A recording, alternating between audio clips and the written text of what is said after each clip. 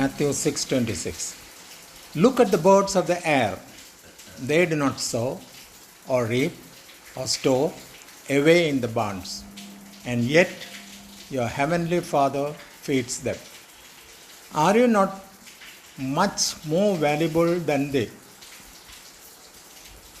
അപ്പോൾ ഇന്നത്തെ ദിവസം കർത്താവിൽ നിന്ന് പ്രാപിക്കാനാണ് വന്നിരിക്കുന്നതെങ്കിൽ നിങ്ങൾ പ്രാപിക്കും. അല്ലാതെ ശനിയാഴ്ച ഒരു പ്രാർത്ഥന നടന്നു, ഞായറാഴ്ച ഒരു പ്രാർത്ഥന, ഞാൻ എപ്പോഴും അത് വീണ്ടും വീണ്ടും പറയുകയാണ്. കാരണം നിങ്ങൾക്ക് പ്രാപിക്കാണ്ടുള്ളത് ഒരുപാട് കാര്യങ്ങൾ സമയം കഴിഞ്ഞു പോയിരിക്കുകയാണ്. എന്നിട്ടും വൃക്ഷത്തിൻ്റെ അതിൻ്റെ താഴെ കോടാലി വച്ചിരിക്കുന്ന വെട്ടാൻ നമ്മുടെ കർത്താവ് സമ്മതിച്ചിട്ടില്ല എന്ന് വിചാരിച്ചാൽ അത് നീണ്ടങ്ങ് പോകുന്നു പ്രതീക്ഷിക്കേണ്ട. എത്രയും പെട്ടെന്ന്, ഞാൻ എപ്പോഴും പറയാറുണ്ട്, പ്രാർത്ഥനയ്ക്ക് വന്ന് ഇരിക്കുമ്പോൾ നമ്മൾ നമ്മുടെ വീടോ ആലയമോ ഒന്നും ചിന്തിക്കാതെ ദൈവത്തിനെ മാത്രം ആശ്രയിച്ചുകൊണ്ട് കർത്താവെ ഇന്നെങ്കിലും എൻ്റെ കൂടെ അതിൻ്റെ അടയാളം സഹിതം പ്രവർത്തിക്കണം എന്ന മട്ടിൽ വന്ന് ഇരിക്കുകയാണെങ്കിൽ മാത്രമേ പ്രാപിക്കാൻ പറ്റുള്ളൂ. നമ്മൾ വിചാരിക്കുന്നതെല്ലാം നമ്മൾ പ്രാപിച്ച് അല്ലെങ്കിൽ ഇവിടെ വചനം സംസാരിക്കുന്ന മുഴുക്കയും നമുക്ക് ഗ്രഹിക്കാൻ പറ്റുന്നുണ്ട് എന്ന് പറയും. നിങ്ങൾ ഗ്രഹിക്കുന്നതായിരിക്കില്ല ഞാൻ സംസാരിച്ചുകൊണ്ടിരിക്കുന്നത്. ഞാൻ സംസാരിക്കുന്നത് എനിക്കൊരു വെളിപ്പെട്ട് അനുസരിച്ച് എൻ്റെ മലയാളം ഭാഷയിൽ ഒതുങ്ങുന്ന രീതിയിൽ ഞാൻ പറഞ്ഞുകൊണ്ടിരിക്കുന്നു.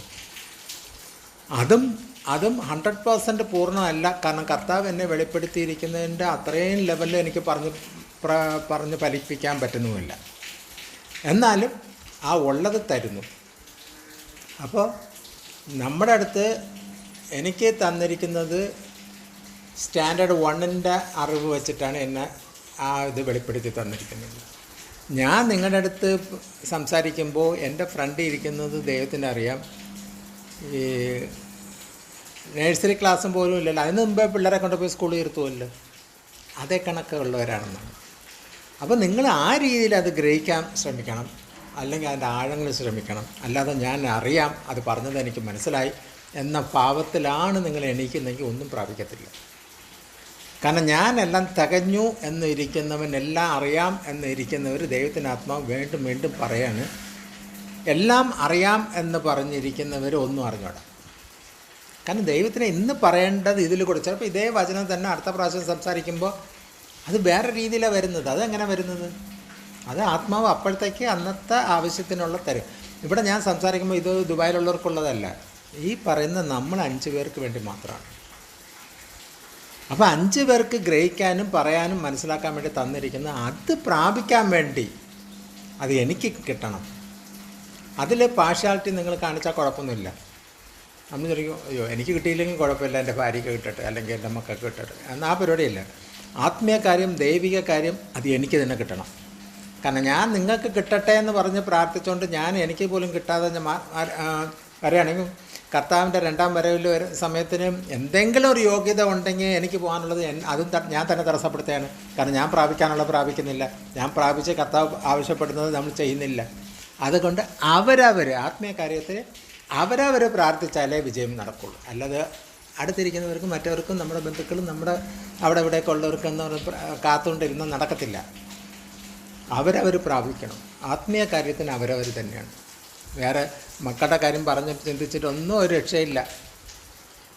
സബത്തി മക്കളുടെ കാര്യം, കർത്താവ് രാജ്യത്വം പ്രാപിച്ച് വരുമ്പോൾ എൻ്റെ 2 മക്കൾ, ആകെ 2 മക്കളേ ഉള്ളൂ, ആ 2 മക്കൾ വലതു ഭാഗത്തും ഇടതു ഭാഗത്തും കർത്താവ് അവിടെ സിംഹാസനം ഇരിക്കുമ്പോൾ ഇരുത്തണേന്ന്. എന്ത് വിരോധാഭാസമാണ്. കർത്താവ് 12 പേരെ തിരഞ്ഞെടുത്തിരിപ്പുണ്ട്. എന്നിട്ട് ആ അമ്മയ്ക്ക് അവരുടെ 2 മക്കൾ, അപ്പം അവിടെ പാർഷ്യാലിറ്റിയാണ് വരുന്നത്. അതൊന്നും അവിടെ നടക്കത്തില്ല. കർത്താവ് അതിന് മറുപടി ഇൻഡയറക്റ്റ്ലി കൊടുത്തു. പിതാവായ ദൈവമാണ് അതൊക്കെ നിശ്ചയിക്കേണ്ടത്, ആരാ നിർത്തേണ്ടത്. ഇത് കർത്താവിന് അറിഞ്ഞൂടെ? പിതാവായ ദൈവം അറിയുന്ന മുഴുക്കേം കർത്താവിൻ്റെ അടുത്ത് പറഞ്ഞു കൊടുത്തിട്ടുണ്ട്. അപ്പോൾ ഇതെല്ലാം അറിയാമെങ്കിൽ ആരെങ്കിലും ചില 1-2 കാര്യങ്ങൾ ഒഴിച്ചു വെച്ചിട്ട് ബാക്കിയെല്ലാം കർത്താവ് അറിയാം. അപ്പം നമ്മളും കർത്താവിൻ്റെ സന്നിധി ഇരുന്ന് ഇതേ കർത്താവിൻ്റെ അടുത്താണ് നമ്മൾ വന്ന് താഴ്മ നരിച്ച്, ഇന്നാ നമ്മൾ പറഞ്ഞ് യാചിച്ച് കൊണ്ടിരിക്കണം. ആ യാചന എത്രമാത്രം നിങ്ങൾക്ക് യാചിക്കാമോ അത് അത്രമാത്രം ഗ്രഹിക്കാൻ പറ്റും, മാത്രം നിങ്ങൾക്ക് പ്രാപിക്കാൻ പറ്റും. അല്ലാതെ ചടങ്ങിന് വേണ്ടി ഇരുന്നെന്ന് പറഞ്ഞാൽ വേസ്റ്റായത്. നമ്മൾ എല്ലാ സഭയിലും പോയി അല്ലെങ്കിൽ സഭകളിൽ പോയി ഇരുന്നിട്ട് നമ്മൾ ഇറങ്ങി വരുമ്പോൾ ഇന്നെന്താ അവിടെ സംസാരിച്ചത്, അതൊന്നും കിട്ടുമായിരിക്കും. പക്ഷെ നമ്മൾ പ്രാപിക്കാൻ വേണ്ടി പോയിരുന്നില്ല. നമ്മൾ മുൻവിധിയോടുകൂടി ആ പാസ്റ്റർ അയാളെ നാട്ടുകാര്യം പറഞ്ഞുകൊണ്ടിരിക്കും എന്ന് നമ്മൾ മുൻവിധിയിലിരിക്കും. ചിലപ്പോൾ അതിൻ്റെ ഒരു സെൻറ്റൻസ് ആയിരിക്കാം നമുക്ക്. അപ്പോൾ നമ്മൾ മുൻവിധിയിലിരിക്കുന്ന കൊണ്ട് അത് പ്രാപിക്കാമെന്നില്ല. കാരണം ആ വ്യക്തിയല്ല അവിടെ ഇമ്പോർട്ടൻറ്റ്. നമ്മുടെ ആവശ്യം എന്നതെന്ന് അറിഞ്ഞു ആ സമയത്ത് ആരുടെയെങ്കിലും ഒരു കുഞ്ഞിൻ്റെ നാവെന്നായിരിക്കും ഒരു വചനം കിട്ടുന്നത്. അത് പ്രാപിക്കാൻ താല്പര്യത്തോടുകൂടി ഇരുന്നാലേ ഇതൊക്കെ പ്രാപിക്കാൻ പറ്റുള്ളൂ. അല്ലാതെ നമ്മൾ വന്ന് ഡെയിലി ഇരിക്കുന്നു, യോഗം തീരും, ബിരിയാണി റെഡി, ബിരിയാണിയും കഴിച്ചു, പിന്നെ കുറച്ചേരം സംസാരിച്ച് നമ്മുടെ ദിവസം കഴിഞ്ഞു. ഞായറാഴ്ച വന്ന് ഇവിടെ ഇരുന്നിട്ട് നമുക്ക് എന്ത് പ്രാപിച്ചു? നാളെ വെളിയിൽ പോയി ഒരു സാക്ഷ്യം പറയേണ്ട ഒരു സാവകാശം വരുമ്പോൾ ചങ്കുറ്റത്തോടുകൂടി പറയണം, ഞാൻ നിങ്ങൾ വീട്ടിൽ ഇരുന്ന് ആരാധന നടത്തി ഞാൻ ഇന്നതക്കം പ്രാപിച്ചു, ഞങ്ങളുടെ സഭ വീട്ടിലെ പ്രാർത്ഥന ഇന്ന രീതിയാണ്, തെളിവ് വേണം. ആ വീഡിയോയിൽ കിടക്കുന്നു. അപ്പോൾ ആ വീഡിയോ കാണാൻ വേണ്ടി ഞാൻ എൻ്റെ വീഡിയോ ആണ് അതിൽ കിടക്കുന്നതെന്നുള്ളത് ഇമ്പോർട്ടൻ്റ് അല്ല. അവർക്ക് മലയാളികൾക്ക്, എസ്പെഷ്യലി മലയാളികൾ എല്ലാത്തിനും തെളിവ് വേണം. ഇതും പറയേണ്ട അപ്പുറത്തും ഒന്നും അക്സെപ്റ്റ് ചെയ്യത്തില്ല.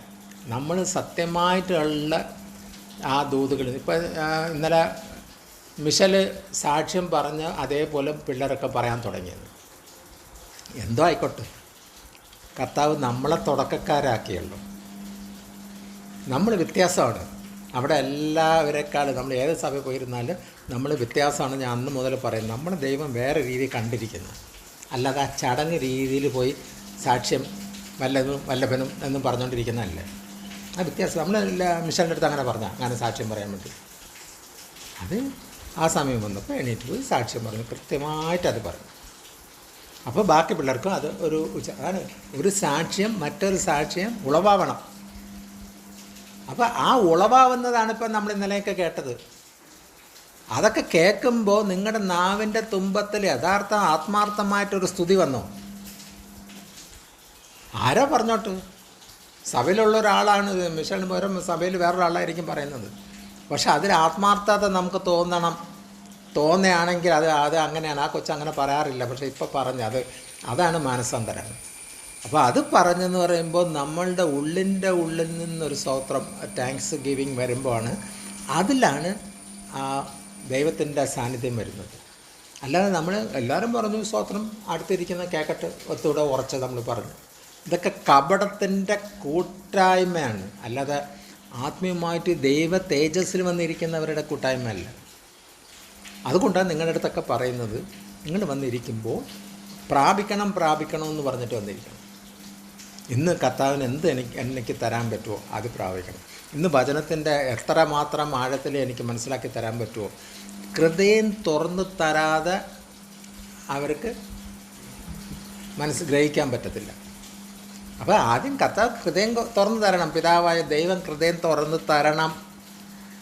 എന്താണ് പറയുന്നത്, ഇത് എനിക്കുള്ളതാണോ എന്നൊക്കെ മനസ്സിലാക്കിയിട്ട് വേണം നിങ്ങളെ എടുക്കേണ്ടത്. അല്ലെ നമ്മളിങ്ങനെ ഇരുന്ന് കൊള്ളാം, കുഴപ്പമൊന്നുമില്ല, വരുമാനം ഇല്ലെങ്കിലും ദൈവം മുൻകൂട്ടി കരുതി വച്ചത് കൊണ്ട് നമ്മൾ കഴിച്ചുകൊണ്ടിരിക്കുന്നു. അതും ഇങ്ങനെയല്ല. നമ്മൾ കഴിക്കുന്നത് എന്താണ്? ബിരിയാണി, ഹോട്ടലിൽ കിട്ടുന്നേക്കാൾ ഉഗ്രം ബിരിയാണി. അത് ആ കൈപുണ്യം എന്ന് പറയുന്നത് ദൈവം അത് ഒരുക്കി തരുന്നതാണ്. നമ്മൾ ചെയ്യുമ്പോൾ നിങ്ങൾ ഹോട്ടലിൽ പോയി പൈസ മുടക്കണ്ട, നീ ഇവിടെയാണ്. ഇപ്പോൾ നോക്കണം, ബാക്കിയുള്ളവർക്കെല്ലാം ഈ ഓൺലൈൻ മോപ്പൊക്കെ ഉണ്ട്. പക്ഷേ ഞാൻ ആലോചിക്കുകയാണ്, അവർക്ക് പോലും കണ്ടുപിടിക്കാൻ പറ്റാത്ത കാര്യങ്ങൾ, ഡിസ്കൗണ്ട് കാര്യങ്ങൾ ഞാൻ കണ്ടുപിടിച്ചിരിക്കും. ഡിസ്കൗണ്ട് അവിടെ കിട്ടും. ബാങ്കിൽ നിന്ന് ആ ക്രെഡിറ്റ് കാർഡ് യൂസ് ആ ഡിസ്കൗണ്ട് കിട്ടും. അല്ലെങ്കിൽ ഇവിടെ ഇത് ചെയ്താൽ വെനസ്ഡേയും സാറ്റർഡേയും മാത്രം അത് കിട്ടും എന്ന് പറഞ്ഞപ്പോൾ നമുക്ക് എത്രമാത്രം വില കുറച്ച് സാധനങ്ങൾ കിട്ടും. 2 രൂപയ്ക്ക് മുരിങ്ങയ്ക്ക ഇന്നലെ എന്ന് പറഞ്ഞപ്പോൾ ഞാൻ അന്തം വിട്ടുകൊണ്ടിരിക്കുകയാണ്. കാരണം എൻ്റെ ഓർമ്മയിൽ 14 രൂപയാണ്. അപ്പോൾ ഇവിടെ 2 എണ്ണം വാങ്ങിച്ച്, അതാണ് ഞാൻ ഇന്നലെ ആ മുരിങ്ങയ്ക്ക അത്രയും കണ്ടപ്പോൾ ഞാൻ പറഞ്ഞു, എന്തിന് ഇത്രയും എടുത്തിട്ട് ചെയ്യുന്നത്? എൻ്റെ കണക്കൂട്ട് 10-30 രൂപയുടെ മുരിങ്ങയ്ക്കയാണ്. അത് മിനിമം 2 ദിവസമെങ്കിലും ഉപയോഗിക്കാം എന്നുള്ള രീതിയിലാണ് പറഞ്ഞത്. പിന്നീട് ആ പരസ്യം കണ്ടപ്പോഴാണ് അറിയുന്നത് 2 രൂപയുടെ സാധനം. അപ്പോൾ ഞാൻ ആലോചിക്കണം, ദൈവം എന്താ നമുക്ക് വേണ്ടി ഇങ്ങനെ ഡിസ്കൗണ്ടൊക്കെ വരുന്നുണ്ട്. നമ്മളറിയാതെ അവരിങ്ങോട്ട് പൈസ ആയിരുന്നു ഓരോരുത്തർ ഫ്രീ ആയിട്ട് ചിക്കനും ഫിഷും ഒക്കെ തിരിച്ചു തരുന്നത്. നമ്മൾ അത് മോട്ടിക്കാൻ വേണ്ടിയല്ല അത് ചെയ്തത്. നമുക്ക് അത്രയും ഡിലേ വന്നപ്പോൾ, നമുക്ക് സംശയം വന്നപ്പോൾ നമ്മൾ കംപ്ലൈൻറ്റ് പറഞ്ഞു. അത് ഇനി നാളെ നമ്മൾ പാചകം ചെയ്യുമ്പോൾ അത് എടുത്ത് കളയേണ്ടി വരുമോ എന്ന് പറഞ്ഞുള്ള രീതി. അവർ തരുന്നില്ല എന്ന് വെച്ചാൽ തരുന്നില്ല, പടികൂടാൻ പറ്റും. പക്ഷെ എന്തുകൊണ്ടോ ഈ പലവ്യഞ്ജനയും ഈ നോൺ വെജും കാര്യങ്ങളൊക്കെ നമ്മൾ ഒരു പരാതി കാണുമ്പോൾ പറയുമ്പോൾ അവരത് അക്സെപ്റ്റ് ചെയ്യുന്നത്. ഇന്നലെ ഞാൻ അതൊക്കെയാണ് ഫോഗ്, അത് ഞാൻ അന്നത്തെ ലെറ്ററിൽ എഴുതിയാണ്. ഒരാഴ്ചയ്ക്ക് മുമ്പ് ആ സ്ത്രീ വിളിച്ചപ്പോൾ ഞാൻ പറഞ്ഞു, നിങ്ങൾ ഒന്നും ചെയ്തില്ലല്ലോ എന്ന് പറഞ്ഞില്ലല്ല, നമുക്കൊരു നോട്ടീസ് കൊടുത്താൽ അതിന് നമ്മൾ വെയിറ്റ് ചെയ്യണം. ചുമ്മാ കയറി പറയുന്നു, അവിടെ പോയി അങ്ങനെ അടിക്കാൻ ഒക്കത്തില്ല. അതുകൊണ്ട് നോട്ടീസ് കൊടുത്തിട്ട് അതിൻ്റെ നോട്ടീസ് ഇന്ന ദിവസം തരും. അപ്പോൾ ആ ദിവസം ആയപ്പോൾ അവർ വിളിപ്പിച്ച് അയാൾ അവിടെ പോയിരുന്നു. അപ്പോൾ അയാൾ അവിടെ പോയിരുന്നെന്ന് പറഞ്ഞപ്പോൾ അവരെന്തൊരു HR അങ്ങനെ എന്താ ഒരു പദം ഉപയോഗിച്ച് അവർ വിളിപ്പിച്ച് അവിടെ വെച്ച് പറയിപ്പിച്ചു. അപ്പോൾ അന്ന് തിങ്കളാഴ്ച എന്ന് പറഞ്ഞു തീരുന്നപ്പോൾ അന്ന് ബുധനാഴ്ച എന്തര പറഞ്ഞു തീർന്നിട്ട് ഈ ആഴ്ച കൂടെ സമയം തരണേ എന്ന് പറഞ്ഞിട്ട് ചോദിച്ചത്. അങ്ങനെ ഈ ആഴ്ച കൂടെ സമയം കൊടുത്തിരിക്കും. അത് കഴിഞ്ഞാൽ അവർ മൂവ്മെൻ്റ് ഇല്ലെങ്കിൽ സെക്കൻഡ് നോട്ടീസ് കൊടുക്കുമെന്ന്. അപ്പോൾ അവർ ആ ചിട്ട അനുസരിച്ച് കൊടുക്കില്ല. പക്ഷെ അതിന് നമ്മൾ പുഷ് ചെയ്തുകൊണ്ടിരിക്കണം. നമ്മൾ മിണ്ടാതിരുന്ന അവർക്ക് അത്ര തന്നു പിന്നെ താല്പര്യമില്ല. ഇത് സംസാരിച്ചപ്പോൾ ഞാൻ പറഞ്ഞ് അത് അവരായിക്കോട്ടെ, നിങ്ങൾ ചെയ്യേണ്ട ഫോഗ് എന്ത് പറ്റി അത് നടക്കുന്നില്ലല്ലോ. അയ്യോ അത് മിഷൻ കേടായിരിക്കുന്നത് കൊണ്ടാണ്, ഞങ്ങൾ ശ്രമിച്ചുകൊണ്ടിരിക്കുകയാണ്, മിഷൻ റെഡിയാക്കിയാൽ ഉടനെ അവിടെ തന്നെ വരും എന്ന് പറഞ്ഞു. അപ്പോൾ ഇന്നലെ മിഷൻ കേടായി ഇത് വരുമെന്ന് നമ്മൾ പ്രതീക്ഷിച്ചില്ല. പക്ഷെ വന്നല്ലോ. സർക്കാർ ഉദ്യോഗസ്ഥന്മാരെന്ന് പറഞ്ഞാൽ വഴഞ്ഞ് എഴഞ്ഞ് പിടിച്ച് അവർ ജോലിയില്ല പറയും, ഭയങ്കര തിരക്കവിടെ, ഫയലെടുക്കാൻ നേരമില്ല. പക്ഷെ അവർ വന്നല്ലോ. അപ്പോൾ എൻ്റെ പേർപ്പസ് എന്തായിരുന്നു, ഞാൻ ഈ തുടക്കം കുറിച്ചെന്തിന് ഈ ചാക്ക് ഇവിടെ നിന്ന് മാറണം. അത് മാറി. പിന്നെ അടുത്തതിൽ ഞാൻ ശ്രമം നടത്തിയില്ല. ഇവരെല്ലാം നിർമ്മിച്ചോളൂ, അത് ചെയ്യാൻ പോകണം, ഇത് ചെയ്യാൻ പോകണം, ആപ്ലിക്കേഷൻ കൊടുക്കാൻ പോകണം എന്നൊക്കെ പറഞ്ഞിട്ടിരുന്നപ്പോൾ ഞാൻ ഏതായാലും ഇതിനൊരു ലെറ്റർ കൊടുത്തപ്പോൾ അവർ കളമശ്ശേരി ഓഫീസിലൊന്ന് വിളിച്ച് പറഞ്ഞ് അവർ ഫോഗിങ് ഒക്കെ നടത്തുന്നു. ഞാൻ ഈസി മട്ടിലെ പറഞ്ഞു, എനിക്കത്ര നിർബന്ധം ടൈപ്പ് ഇല്ലായിരുന്നു. പക്ഷേ ലെറ്റർ കൊടുക്കാൻ പറഞ്ഞപ്പോൾ ഞാൻ ലെറ്റർ കൊടുത്തതുകൊണ്ട് എനിക്ക് അതിന് മറുപടി വേണം, അല്ലെങ്കിൽ ഞാൻ അത്ര അതിൻ്റെ പിന്നാലെ പോകത്തില്ലായിരുന്നു. അപ്പോൾ അതും നടന്നു. എൻ്റെ 2 കാര്യവും നടന്നു കഴിഞ്ഞു. ചാക്ക് അവിടെ നിന്ന് മാറ്റണം, ഇവിടെ കൊതുവിൻ്റെ ഇതൊന്നും വരരുത്. ഇതും മാത്രമല്ല, എൻ്റെ പരിപാടി പൂർത്തിയായി. ഇനി എന്ത് നടക്കുന്നതൊക്കെ പ്ലസ്സാണ്. പക്ഷേ ലെറ്ററിൽ ഒരുപാട് കാര്യങ്ങൾ എഴുതിയ കൂട്ടത്തിൽ എഴുതിയെന്ന് മാത്രമേ ഉള്ളൂ. അത് ചെയ്യുകയാണെങ്കിൽ ചെയ്യട്ടെ. അപ്പോൾ ഞാൻ പറഞ്ഞു, ഇതൊന്നും ഞാനല്ല ചെയ്യുന്നത്.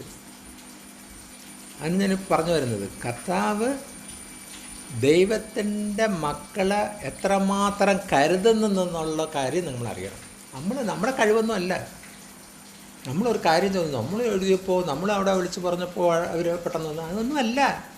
അവിടെ പോകുമ്പോൾ അറിയാം, അവർ ഒന്ന് നല്ല ഇതിൽ ചിരിച്ച് കളിച്ച് സംസാരിച്ചു. അവർക്ക് ആ ഒരു പേപ്പർ ആദ്യം നീങ്ങാൻ 2 ആഴ്ച 3 ആഴ്ച വന്നു. അതിനിടയിൽ ഞാൻ 3 പ്രാവശ്യം വിളിച്ചതുകൊണ്ട്, വിളിച്ചില്ലെങ്കിൽ അനങ്ങത്തില്ല. അപ്പോൾ ഇത് ദൈവം അതൊരു വഴികൾ ഒരുക്കുന്നത് നമ്മൾ അറിയുന്നില്ല. മറ്റവരെ കൊണ്ട് ചെയ്യാൻ പറ്റുന്ന നമ്മളെ കൊണ്ട് ചെയ്യിപ്പിക്കുന്നു. അപ്പം അതേ കണക്ക് തന്നെ നമ്മളും ഇവിടെ വരരുത്. നമ്മുടെ കുടുംബത്തിൽ 9 പേരുടെ കാര്യം മിഷൽ അവിടെ ഇരുന്നിട്ട് സാക്ഷ്യം പറഞ്ഞുകൊണ്ട് മറ്റവരും ചെയ്യാൻ തുടങ്ങി. ആ സാക്ഷ്യം മറ്റൊരു സാക്ഷ്യം ഉളവാകുന്നു. ഒരു കുടുംബത്തിനെ കണ്ട് അവരുടെ പ്രവൃത്തി കണ്ടപ്പോൾ അവർക്കും എന്തു പറ്റി, നമ്മുടെ സഭയിലുള്ളവരെല്ലാം ലറിൻ്റെ വീട്ടിൽ വരണം, 1 വർഷമായി വിളിച്ചിട്ട് വരാൻ പറ്റില്ല, എന്നാലും ഞങ്ങൾക്ക് വരണം. അവർക്കെന്ത് അങ്ങോട്ട് അടുപ്പം. എൻ്റെ അമ്മയും സഹോദരന്മാർക്കെല്ലാം ഒരിടയ്ക്ക് ഇങ്ങനെ കൂടുതൽ അടക്കണ്ട എന്നുള്ള മട്ടിലായിരിക്കണം അവർ പറഞ്ഞില്ലെങ്കിലും എൻ്റെ മനസ്സിൽ തോന്നി. ഇപ്പം എന്താ അവർക്ക് ഭയങ്കര സ്നേഹം. കല്യാണം വരുന്നു, ബർത്ത്ഡേ വരുന്നു, അത് വരുന്നു, ഇത് വരുന്നു, എല്ലാം വിളിച്ച് സംസാരിക്കാൻ ഒരു നിർബന്ധം. അപ്പോൾ അവർ ലോക മനുഷ്യരായിരിക്കുമ്പോൾ ആ വ്യത്യാസം കാണുന്നത് കൊണ്ട് അവർ സമ്മതിക്കത്തില്ല. ലോക മനുഷ്യരായതുകൊണ്ട് അക്സെപ്റ്റ് ചെയ്യത്തില്ല ദൈവമക്കളെ. അപ്പോൾ അവർക്ക് കാണുന്നുണ്ട്. വചനത്തിലുള്ള ഒരാൾ ശത്രു വന്നിട്ട് യുദ്ധം ചെയ്യാൻ വേണ്ടി വന്നപ്പോൾ വലത് ഭാഗത്ത് 1000 പേരും ആ വ്യക്തി കാണുന്നില്ല. പക്ഷേ ശത്രു വന്നിരിക്കും അവരുടെ കണ്ണിൽ കാണുന്നുണ്ട്. ഇത്രയും പേരും 10,000 പേരും 1000 പേരും പട്ടാളക്കാരിൽ നിന്നും അവർ തിരിച്ചു പോകും. അതേ കണക്കാണ് നമ്മളും നോക്കിയ നേരത്ത് കാണുന്നവർക്ക് ഇതെല്ലാം കാണും. അത് അവരെല്ലാം മനസ്സിലാക്കും. അപ്പോൾ അത്രമാത്രം കരുതുന്ന ഒരു ദൈവത്തിൻ്റെ സന്നിധിയിലാണ് നമ്മൾ വന്ന് ഇരിക്കുന്നത് ബോധം വേണം. അല്ല നമ്മളെല്ലാം തകഞ്ഞ് നമ്മുടെ കാര്യങ്ങളും ഒരു കുഴപ്പമില്ല എന്ന് പറഞ്ഞുകൊണ്ടിരുന്ന ഒരു നിമിഷം മതി ഇതൊക്കെ പൊക്കിയെടുത്ത് കളയാം. അപ്പോൾ ആ സ്ഥാനത്താണ്, ആ ദൈവത്തിൻ്റെ സന്നിധിയിലാണ് ഇത് ഓരോന്ന് നമ്മൾ ചിന്തിച്ച് വരാൻ നേരത്ത് അതിൻ്റെ ആഴത്തിൽ ചിന്തിക്കുമ്പോൾ എത്രമാത്രം നമ്മൾ സ്തുതിച്ചാലും മതി വരത്തില്ല. അവർ 60,000 രൂപ വരുമാനം കിട്ടിയിട്ടാണ് അവർ ലാവിഷ് എന്ന് പറയുന്നത്. പക്ഷെ ഒരു വരുമാനം ഇല്ലാത്ത നമ്മളിവിടെ ലാവിഷാണ്. അതിനൊക്കെ ദൈവം ഒരു വഴി ഒരുക്കിയത് കൊണ്ട് തന്നെയാണ് ഇതൊക്കെ നടക്കുന്നത്. മനുഷ്യൻ്റെ ഫ്രണ്ട് ലജ്ജിക്കാത്ത വിധത്തിൽ നമ്മൾ നടത്തിക്കൊണ്ടു. ഒരു കാലത്ത് നമ്മളെ ലജ്ജിപ്പിക്കാൻ വേണ്ടി പല വിദ്യകളും ആൾക്കാർ നടത്തി. പോലീസ് സ്റ്റേഷനിലും കയറ്റി IG ഓഫീസിലൊക്കെ അവിടെ കയറ്റി മുടന്തി വന്നിട്ട് കേസ് എടുത്ത് അവിടെ വന്നപ്പോൾ ആൻ്റണി വാൾട്ടോയ്ക്ക് പോകാം. IG ഓഫീസ് ഇത് ആരെങ്കിലും സഭക്കാരോ അല്ലെങ്കിൽ ആരെങ്കിലും സപ്പോർട്ടിന് വേണ്ടി വന്നോ? അവിടെ ഞാൻ വിളിച്ച് പറയാം. ഒന്നും പറഞ്ഞില്ല, ആരും വിളിച്ച് പറയണ്ട എന്ന് പറഞ്ഞിട്ട് ഒറ്റയ്ക്ക് ഞാൻ ആ IG ഓഫീസിൽ കയറി ചെന്നപ്പോൾ ആൻ്റണി വാൾട്ടോയ്ക്ക് പോകാം. ഇതെല്ലാം നമ്മുടെ ഫണ്ടിൽ കാണുന്ന കാര്യങ്ങളാണ്. അപ്പോൾ ആ ദൈവത്തിനെയാണ് നമ്മൾ മുറുകെ പിടിച്ചുകൊണ്ടിരിക്കേണ്ടത്. അതിന് നിങ്ങൾ വന്നിരുന്ന് യോഗം കഴിഞ്ഞപ്പോൾ പോണത് കാണുമ്പോൾ എനിക്ക് ഉള്ളിൽ സങ്കടം. നിങ്ങളിത് ആരെ കാണാൻ വേണ്ടി വന്നു? സഭയിലാണെങ്കിൽ ഒക്കെ വിശ്വാസികളെ കാണിക്കാൻ വേണ്ടി നമ്മൾ വന്ന് പ്രാർത്ഥനയ്ക്ക് അടിക്കുന്നു. ഓക്കെ, ഇത് നമ്മുടെ വീട്ടിൽ ആരെ കാണിക്കാൻ വേണ്ടി? അപ്പോൾ നമ്മൾ വന്നിരിക്കുമ്പോൾ ദൈവത്തിനെ കാണിക്കാൻ വേണ്ടി. അപ്പോൾ ഓരോ ദിവസം വന്ന് സന്നിധിയിൽ ഇരുന്ന് പ്രാർത്ഥിച്ചപ്പോൾ അന്നത്തെ ദിവസം ദൈവം എന്ത് എൻ്റെ അടുത്ത് തന്നു, എനിക്ക് എന്ത് കിട്ടി, അത് ദൈവത്തിൻ്റെ ചോദിച്ചാൽ മതി, ഇന്ന് തരും. അപ്പോൾ ആ ദൈവത്തിൻ്റെ ജീവനുള്ള ദൈവത്തിൻ്റെ സന്നിധിയിലാണ് ഇരിക്കുന്നത്. നിങ്ങൾക്കൊന്നും കിട്ടിയില്ലെങ്കിൽ നിങ്ങൾ ചത്ത ദൈവത്തിൻ്റെ ഫ്രണ്ടിലാണ് പോയിരിക്കുന്നത്, അല്ലെങ്കിൽ ലോകത്തിൻ്റെ ദൈവം എന്ന് പറഞ്ഞിട്ടിരിക്കുന്നത്. അത് ലോകത്തിൻ്റെ യേശുണ്ട്. ഞാൻ പണ്ട് ആര് വന്നാലും ചോദിക്കും, നിങ്ങൾ ഏത് യേശുവിനെയാണ് സേവിക്കുന്നതെന്ന് ചോദിക്കുന്ന കണക്ക് ലോകത്തിൻ്റെ ഒരു യേശുണ്ട്. ആ യേശുവിനാണ് നിങ്ങൾ പ്രാർത്ഥിച്ചെങ്കിൽ ഒന്നും പ്രാപിക്കത്തില്ല, വന്നിങ്ങനെ ഇരിക്കത്തേ ഉള്ളൂ. പക്ഷെ ഞാനിപ്പോൾ പറഞ്ഞുകൊണ്ടിരിക്കുന്ന ചില അംശങ്ങൾ മാത്രമേ, ആ ദൈവത്തിനാണ് നിങ്ങൾ പ്രാപിക്കാൻ വേണ്ടി ഇരിക്കുന്നത്. ആ ദൈവം എൻ്റെ അടുത്ത് സംസാരിക്കണം, ആ ദൈവത്തിൻ്റെ സന്നിധിയിലാണ് പോയിരിക്കുന്നത് എന്ന് ആണ് നിങ്ങൾ വന്നിരിക്കുന്നതെങ്കിൽ നിങ്ങൾ ഉറപ്പായിട്ട് പ്രാപിച്ചിട്ടേ പോവുള്ളൂ. അപ്പം നമ്മൾ വായിച്ചത് എന്താണ്? Mathew 6:25. Look at the birds. ആരാ നോക്കാൻ പറഞ്ഞത്? അപ്പം നമ്മുടെ അനുഭവത്തിൽ കാര്യങ്ങളാണ് പറയുന്നത്. ഞാൻ അതിൻ്റെ ഒരു ഷോർട്ട് പറഞ്ഞതേ ഉള്ളൂ. പക്ഷെ ഇവിടെ വചനം പറയുന്നത് ആ കിളികളെ നോക്ക്. വേറെ ഒന്നും കണ്ടില്ലേ? നമ്മുടെ ചുറ്റും കിളിയാ. പാരറ്റ്, കിങ് ഫിഷർ, മറ്റെന്താ ഔൾ, വേറൊരു കിളി ഇവിടെ വന്ന് പറന്ന് പോണു. എത്ര കിളികൾ ഇവിടെ വരുന്നത്? കർത്താവ് പറയുന്ന ആ കിളികളെ നോക്കാൻ നമ്മൾ ശ്രദ്ധിച്ചിട്ടുണ്ട്. നമ്മൾ എപ്പോഴെങ്കിലും ചിന്തിച്ചിട്ടുണ്ട് ഈ കിളികൾക്ക് എങ്ങനെ ഫുഡ് കിട്ടുന്നത്? അപ്പോൾ നമ്മൾ ഇവിടെ പറയുന്നത് ലുക്ക് അറ്റ് ദ ബേർഡ്സ്. ആ കിളികളെ നോക്കണം. അതാണ് പറയുന്നത്. നമ്മൾ ശ്രദ്ധിക്കും. നമ്മൾ ഈ ഭൂമിയിൽ ജീവിച്ചു ഇങ്ങനെ തിന്നും കുടിച്ചു ഇങ്ങനെ പോയിക്കൊണ്ടിരിക്കുമ്പോൾ നമ്മൾ ശ്രദ്ധിക്കേണ്ട ഒരുപാട് കാര്യങ്ങളുണ്ട്. Look at the birds. ആ കിളികളെ നോക്കുക. ആ കിളികൾ എങ്ങനെയുള്ള കിളികൾ? കൂട്ടിലടിച്ചു വെച്ചിരിക്കുന്ന കിളിയല്ല, അത് നിങ്ങൾ ഫുഡ് കൊടുക്കുന്നു. പറക്കുന്ന കിളികൾ, എയറിലുള്ള, മലയാളം എങ്ങനെ വായിക്കുന്നത്? ആകാശത്തിലെ പറവുകളെ നോക്കാൻ. അപ്പോൾ ആകാശത്തിൽ കൂടെ നമ്മൾ നോക്കുമ്പോൾ ആകാശത്തിൽ കൂടെ പറവകൾ പറക്കുന്നു. അതിനെ നോക്കാൻ, അത് നിന്ന് കുറച്ച് നേരം ഒന്ന് ആലോചിച്ച് നോക്കിയേ. അയ്യോ ഇതെങ്ങനെ നോക്കണേ. നമ്മൾ കൂടിയ വസ്ത്രത്തിന് വേണ്ടി കാഞ്ചീപുരം സാരി വാങ്ങിക്കാൻ വേണ്ടി ആയിരക്കണക്കിന് രൂപ കൊടുത്ത് വാങ്ങിച്ചു കൊടുത്ത് മറ്റുള്ളവരെ കാണിക്കാൻ വേണ്ടി. ഈ പറവകൾക്ക് കാഞ്ചീപുരം വല്ലതും വാങ്ങിച്ചോ? അവർ എത്ര കളർ ഡിസൈൻ കളറിലുള്ള, നമ്മൾ അയ്യോ എത്ര സ്റ്റൈലായിരിക്കുന്നു. അവർ ഒരു പൈസയും മുടക്കിയില്ല. അത്രയും കളറുള്ള ആ വിങ്സ് മാറ്റി കൊടുക്കുകയും വേണ്ട, അത് മതി. ആ പാരറ്റും ഇതൊക്കെ വന്നിരിക്കുമ്പോൾ, ആ കിങ് ഫിഷറൊക്കെ വന്നിരിക്കുമ്പോൾ നമ്മൾ ഇത്രയും ഇത്. അപ്പം അതിന് സ്വയമായിട്ട് അത് ഉടുപ്പും ഡ്രസ്സും എല്ലാം കർത്താവ് ജന്മനാ കൊടുത്തു. നമ്മുടെ അടുത്ത് പറഞ്ഞപ്പോൾ നമ്മുടെ കയ്യിൽ കുറച്ച് പൈസ കിട്ടിയപ്പോൾ നമ്മൾ പോയി ഓരോ സ്ഥലത്ത് പോയി വില കൂടിയ സാധനങ്ങൾ വാങ്ങിച്ച് കൊടുത്തു ഒരുക്കി. നമ്മൾ എത്ര ഏച്ച് കിട്ടിയാലും അത്രയ്ക്ക് ഇത്രയേ ഉള്ളൂ. പക്ഷെ ദൈവത്താൽ അതിന് ഡ്രസ്സ് ചെയ്തപ്പോൾ എത്ര സ്റ്റൈലായിരിക്കുന്നു, എത്ര ഇമ്പമായിരിക്കുന്നു. കാക്ക വരെ എത്ര സ്റ്റൈലായിട്ടിരിക്കുന്നു. നമ്മൾ പുച്ഛമായിട്ട് കറുത്ത കാക്ക, പക്ഷെ ആ കാക്ക തന്നെ എത്ര, അതിൻ്റെ വിങ്സ് ആ തൂവലൊക്കെ എത്ര സോഫ്റ്റായിട്ടിരിക്കുന്നു, ആ ഷെയ്ഡ് കൊടുത്ത്. അപ്പോൾ ഇവിടെ പറയുന്നത് look at the birds of the air. പറക്കുന്ന ആ ബേർഡ്സിനെ നോക്കാൻ. എന്നിട്ട് പറയുന്നത് എന്താണ്? They did not so or റീപ്പ്. അവർ വിത്ത് വിതച്ചുമില്ല, ആ വിതയിൽ നിന്നും അതിനെ റീപ്പ് ചെയ്തതുമില്ല, അവർ സ്റ്റോർ ചെയ്തുമില്ല, കൂട്ടി വച്ചില്ല. എവിടെ? അവർ കൂട്ടി വയ്ക്കേണ്ട സ്ഥാനത്തൊന്നും കൂട്ടി വച്ചതുമില്ല. ആ മലയാളം കൃത്യമായിട്ട് വായിച്ചേ. അവർ വിതച്ചില്ല. ഈ പക്ഷികളൊക്കെ വിതച്ച അവർ വിതച്ചില്ല, ആ വിതയ്ക്കാത്ത കൊണ്ട് അവർ കൊയ്യുന്നുമില്ല. അവർക്ക് സ്റ്റോർ റൂമൊന്നുമില്ല അവിടെ കൂട്ടി വയ്ക്കാൻ. എങ്കിലും സ്വർഗസ്ഥനായ പിതാവ് അവരെ പുലർത്തുന്നു. അത് നോക്കണേ, ഈ പറഞ്ഞത് മുഖ്യം നമ്മുടെ മാനുഷിക ചിന്തയിലുള്ളവരുടെയാണ്. എന്താണ്, നമുക്ക് അയ്യോ നാളെ വല്ലതും കഴിക്കണമെങ്കിൽ നെല്ല് ഇടണം, ടൊമാറ്റോ വയ്ക്കണം, ഇതൊക്കെ വിത്തൊക്കെ പാകി അതിന് നാളത്തേക്ക് വേണ്ടി വളർത്തി അതിനൊക്കെ നമ്മൾ നാളത്തേക്ക് വേണ്ടി കാത്തിരിക്കുകയാണ്. നാളെ നീ ഉണ്ടെന്ന് ആര് പറഞ്ഞു?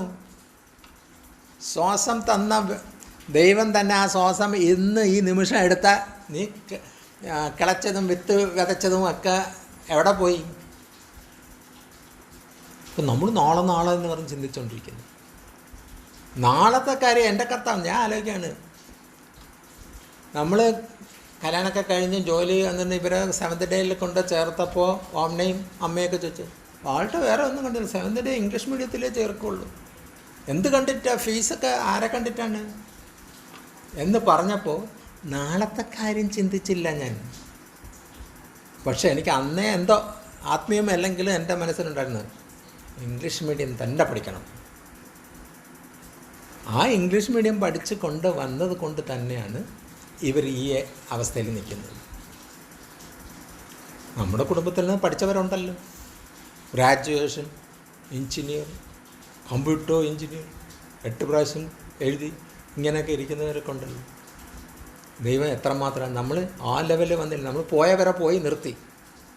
പക്ഷെ കർത്താവ് മാനിച്ച് അതിനേക്കാളും അധികം സ്ഥാനത്തിലിരിക്കുന്നവരുടെ സ്ഥാനത്ത് നിന്നിട്ട് ജോലിയും കൊടുത്ത് അതിനേക്കാളും പഠിപ്പുള്ളവർ കീഴിൽ സാധാ ജോലി ചെയ്തുകൊണ്ടിരിക്കുമ്പോൾ അവിടെ കർത്താവ് എത്രമാത്രം മാനിച്ച് നിർത്തി. അത് തന്നെ വിചാരിച്ചാൽ മതിയല്ലേ ദിനം പ്രതി സ്തുതിക്കാൻ. നമ്മൾ ഓരോ കാര്യം നമ്മുടെ ജീവിതത്തിൽ ഓരോ കാര്യം ഒന്ന് പിന്നിലോട്ട് നോക്കിയാൽ മതി. കർത്താവ് എത്രമാത്രം കൊണ്ടുപോയി ആ സ്ഥാനത്ത് ഇരുത്തി. നീ നോക്ക്, ലോകപരമായിട്ട് ഡിഗ്രി വേണം, ഗ്രാജുവേഷൻ വേണം, ടെക്നിക്കൽ ഇത് വേണം, അത് വേണം എന്ന് പറഞ്ഞിട്ട് അങ്ങനെയുള്ളവരെ എടുക്കുള്ളൂ എന്ന് പറഞ്ഞ സ്ഥാനത്ത് അതില്ലാതെ നിന്നെ അവിടെ ആ സ്ഥാനത്തിരുത്തി നിൻ്റെ കീഴിൽ അതിനേക്കാളും പഠിപ്പും വിവരവും ഇത് സർട്ടിഫിക്കറ്റും ഒക്കെ ഉള്ളവൻ ഇരിപ്പുണ്ട്. അവന് പറ്റുന്നില്ല. അതാണ് പറഞ്ഞത്, നമ്മൾ പഠിച്ചാലും ലോകപരമായി എന്ത് ചെയ്താലും ദൈവം വിചാരിക്കാതെ ആ സ്ഥാനവും കിട്ടില്ല, ആ സ്ഥാനത്ത് പോകാനും പറ്റില്ല. ദൈവം വിചാരിച്ചാലേ ഈ ഭൂമിയിൽ ഇരിക്കാനും പറ്റുള്ളൂ. ദൈവം വിചാരിച്ചില്ലെങ്കിൽ നമുക്ക് ഈ ഭൂമിയിൽ ഇരിക്കില്ല. കളപ്പുറയിലൊക്കെ കൂട്ടി വെച്ചാലും അതവിടെ ഇരിക്കത്തേ ഉള്ളൂ. വല്ലവനും കൊണ്ടുപോകും.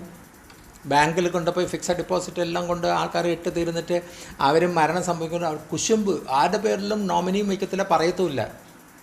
അത് ഞാൻ ജീവിക്കുന്നവരെ എൻ്റെ കയ്യിൽ കിട്ടണം എന്നുള്ളൊരു ചിന്തയിൽ അവർ പ്രവർത്തിച്ച് കഴിയുമ്പോൾ അവരൊരു സുപ്രഭാതത്തിൽ ഇതാ കിടക്കുന്നു. ആ പണം ആർക്ക് പോകും? ബാങ്കുകാർ അറിഞ്ഞിട്ട് അവർ തന്നെ എടുക്കും. അപ്പോൾ ഇതാണ് ഈ നിന്ന് സ്വയം എല്ലാം എനിക്ക് ഇങ്ങനത്തെ ലോകത്തിലാണ് നമ്മൾ ജീവിച്ചുകൊണ്ടിരിക്കുന്നത്. അതുകൊണ്ട് സൂക്ഷിച്ചോളാനാണ് ദൈവത്തിൻ്റെ ആത്മാവ് പറയുന്നത്. എന്നിട്ട് പറയുന്നത്, നോക്കിക്കോ, ആ പറവൽ നോക്കിക്കോ, അത് കൂട്ടി വയ്ക്കുന്നുമില്ല. അപ്പോൾ അതിന് കൂട്ടി വയ്ക്കണമെങ്കിൽ നമ്മളിപ്പോൾ കൂട്ടി വയ്ക്കണമെങ്കിൽ വാടകയ്ക്ക് എടുക്കണം കെട്ടിടം. 10,000 രൂപ വാടക കൊടുത്താൽ ഒരു റൂം കിട്ടും. അവിടെ വേണം ചാക്കിൽ നെല്ലൊക്കെ കൂട്ടി വയ്ക്കേണ്ടത്. എന്നത്തേക്ക്?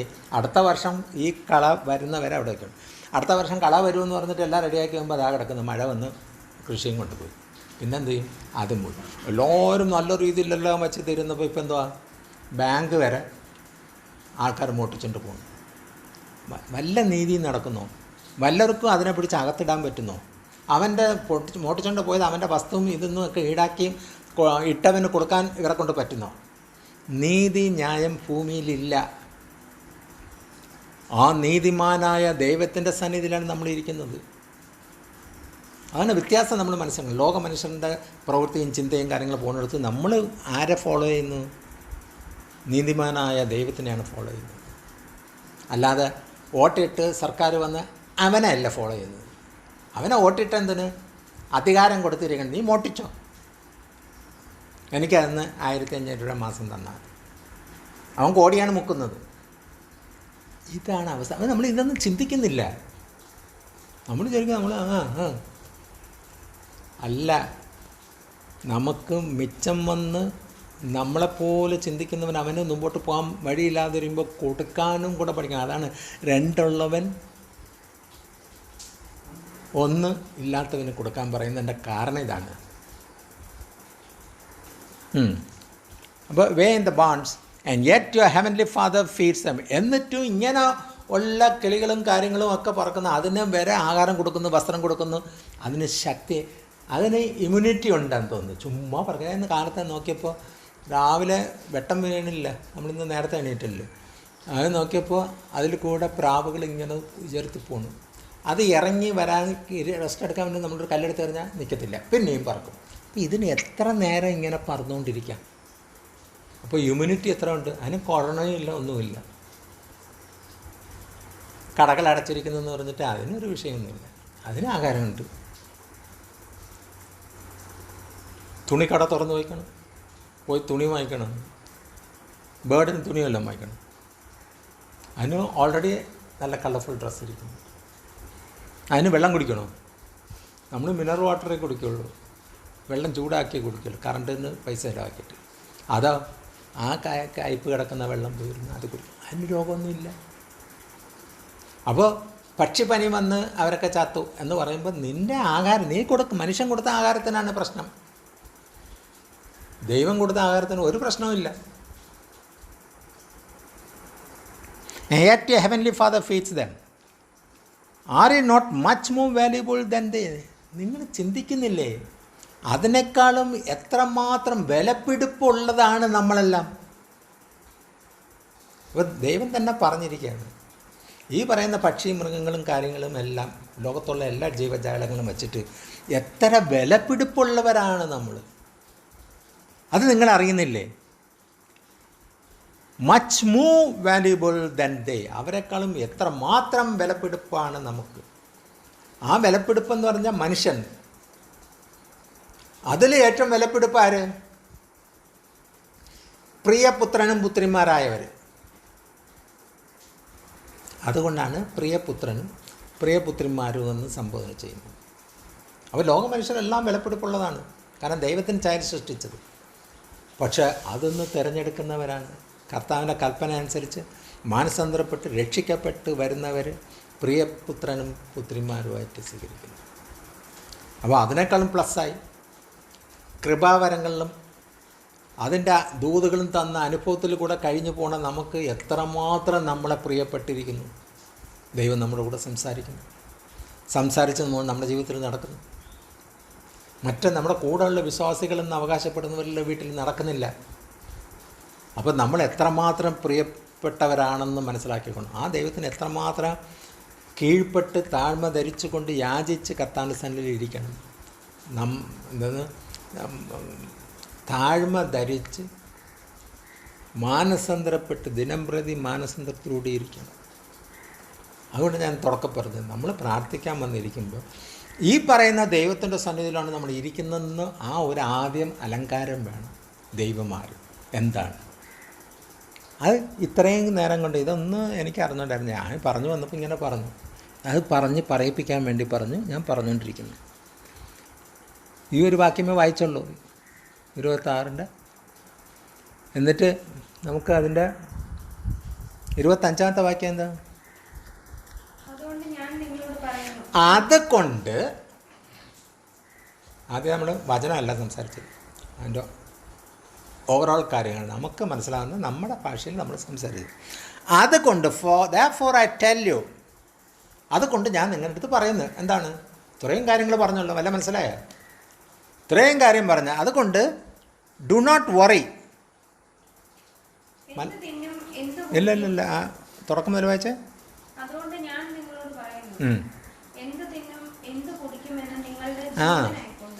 എന്ത് തിന്നും എന്ത് കുടിക്കുമെന്ന് നിങ്ങളുടെ ജീവൻ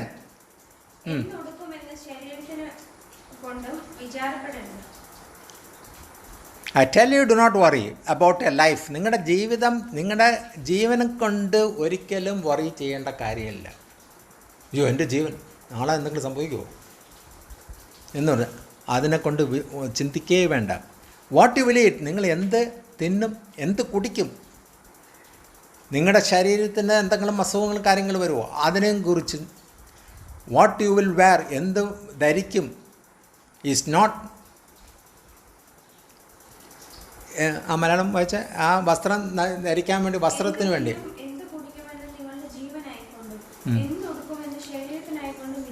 എന്ത് ഉടുക്കുമെന്ന് നിങ്ങളുടെ ശരീരത്തിനായിട്ട് നിങ്ങൾ ചിന്തിക്കുന്ന അടുത്ത്, it's not life more than food. ജീവിതത്തിനേക്കാളും വലുത് ആണോ ഫുഡ്, ചാപ്പാട്? ജീവനേക്കാളും. ഫുഡുണ്ട്, ജീവനുണ്ട്. ഞാൻ ഫുഡ് തരാൻ നിൻ്റെ ജീവൻ തരുമോ എന്ന് പറഞ്ഞ് തീർന്ന, ആ ഫുഡ് താ, എനിക്കിപ്പോൾ വിശപ്പാണ്, ജീവൻ എടുത്തോ എന്ന് പറയൂ. എനിക്ക് ജീവൻ വേണം. ജീവനുണ്ടെങ്കിൽ പിന്നെയും നമ്മൾ പ്രാർത്ഥിച്ച് പിതാവായ ദൈവത്തിൻ്റെ യാചിച്ചാൽ വീണ്ടും ഫുഡ് കിട്ടും. ലോകത്തിൻ്റെ ഫുഡ് കിട്ടി തീരുന്ന അതിനു വേണ്ടി യാചിച്ചാണെങ്കിൽ ജീവൻ പോയി തീരുന്നിട്ട് വല്ല കാര്യമുണ്ടോ? ഫുഡ് അവിടെ കൊണ്ടുവന്ന് വെച്ചിട്ട്. It's not life more than food. ഉടുപ്പിനേക്കാളും ശരീരം വലുതല്ലേ? അപ്പോൾ വലിയ വസ്ത്രം, നല്ല വസ്ത്രം, മിനുങ്ങുന്ന വസ്ത്രത്തിനേക്കാളും വലുതല്ലേ ശരീരം? അപ്പോൾ ശരീരം ഒന്ന് മറയ്ക്കാൻ വേണ്ടി മാത്രം ഏതെങ്കിലും ഒരു വസ്ത്രം കിട്ടിയാൽ പോരെ? ആകാശത്തിലെ പറവകളെ നോക്കുവിൻ, അവ വിതയ്ക്കുന്നില്ല, കൊയ്യുന്നില്ല, കളപ്പുരയിൽ കൂട്ടിവെക്കുന്നതുമില്ല. Are you not much more valuable than the?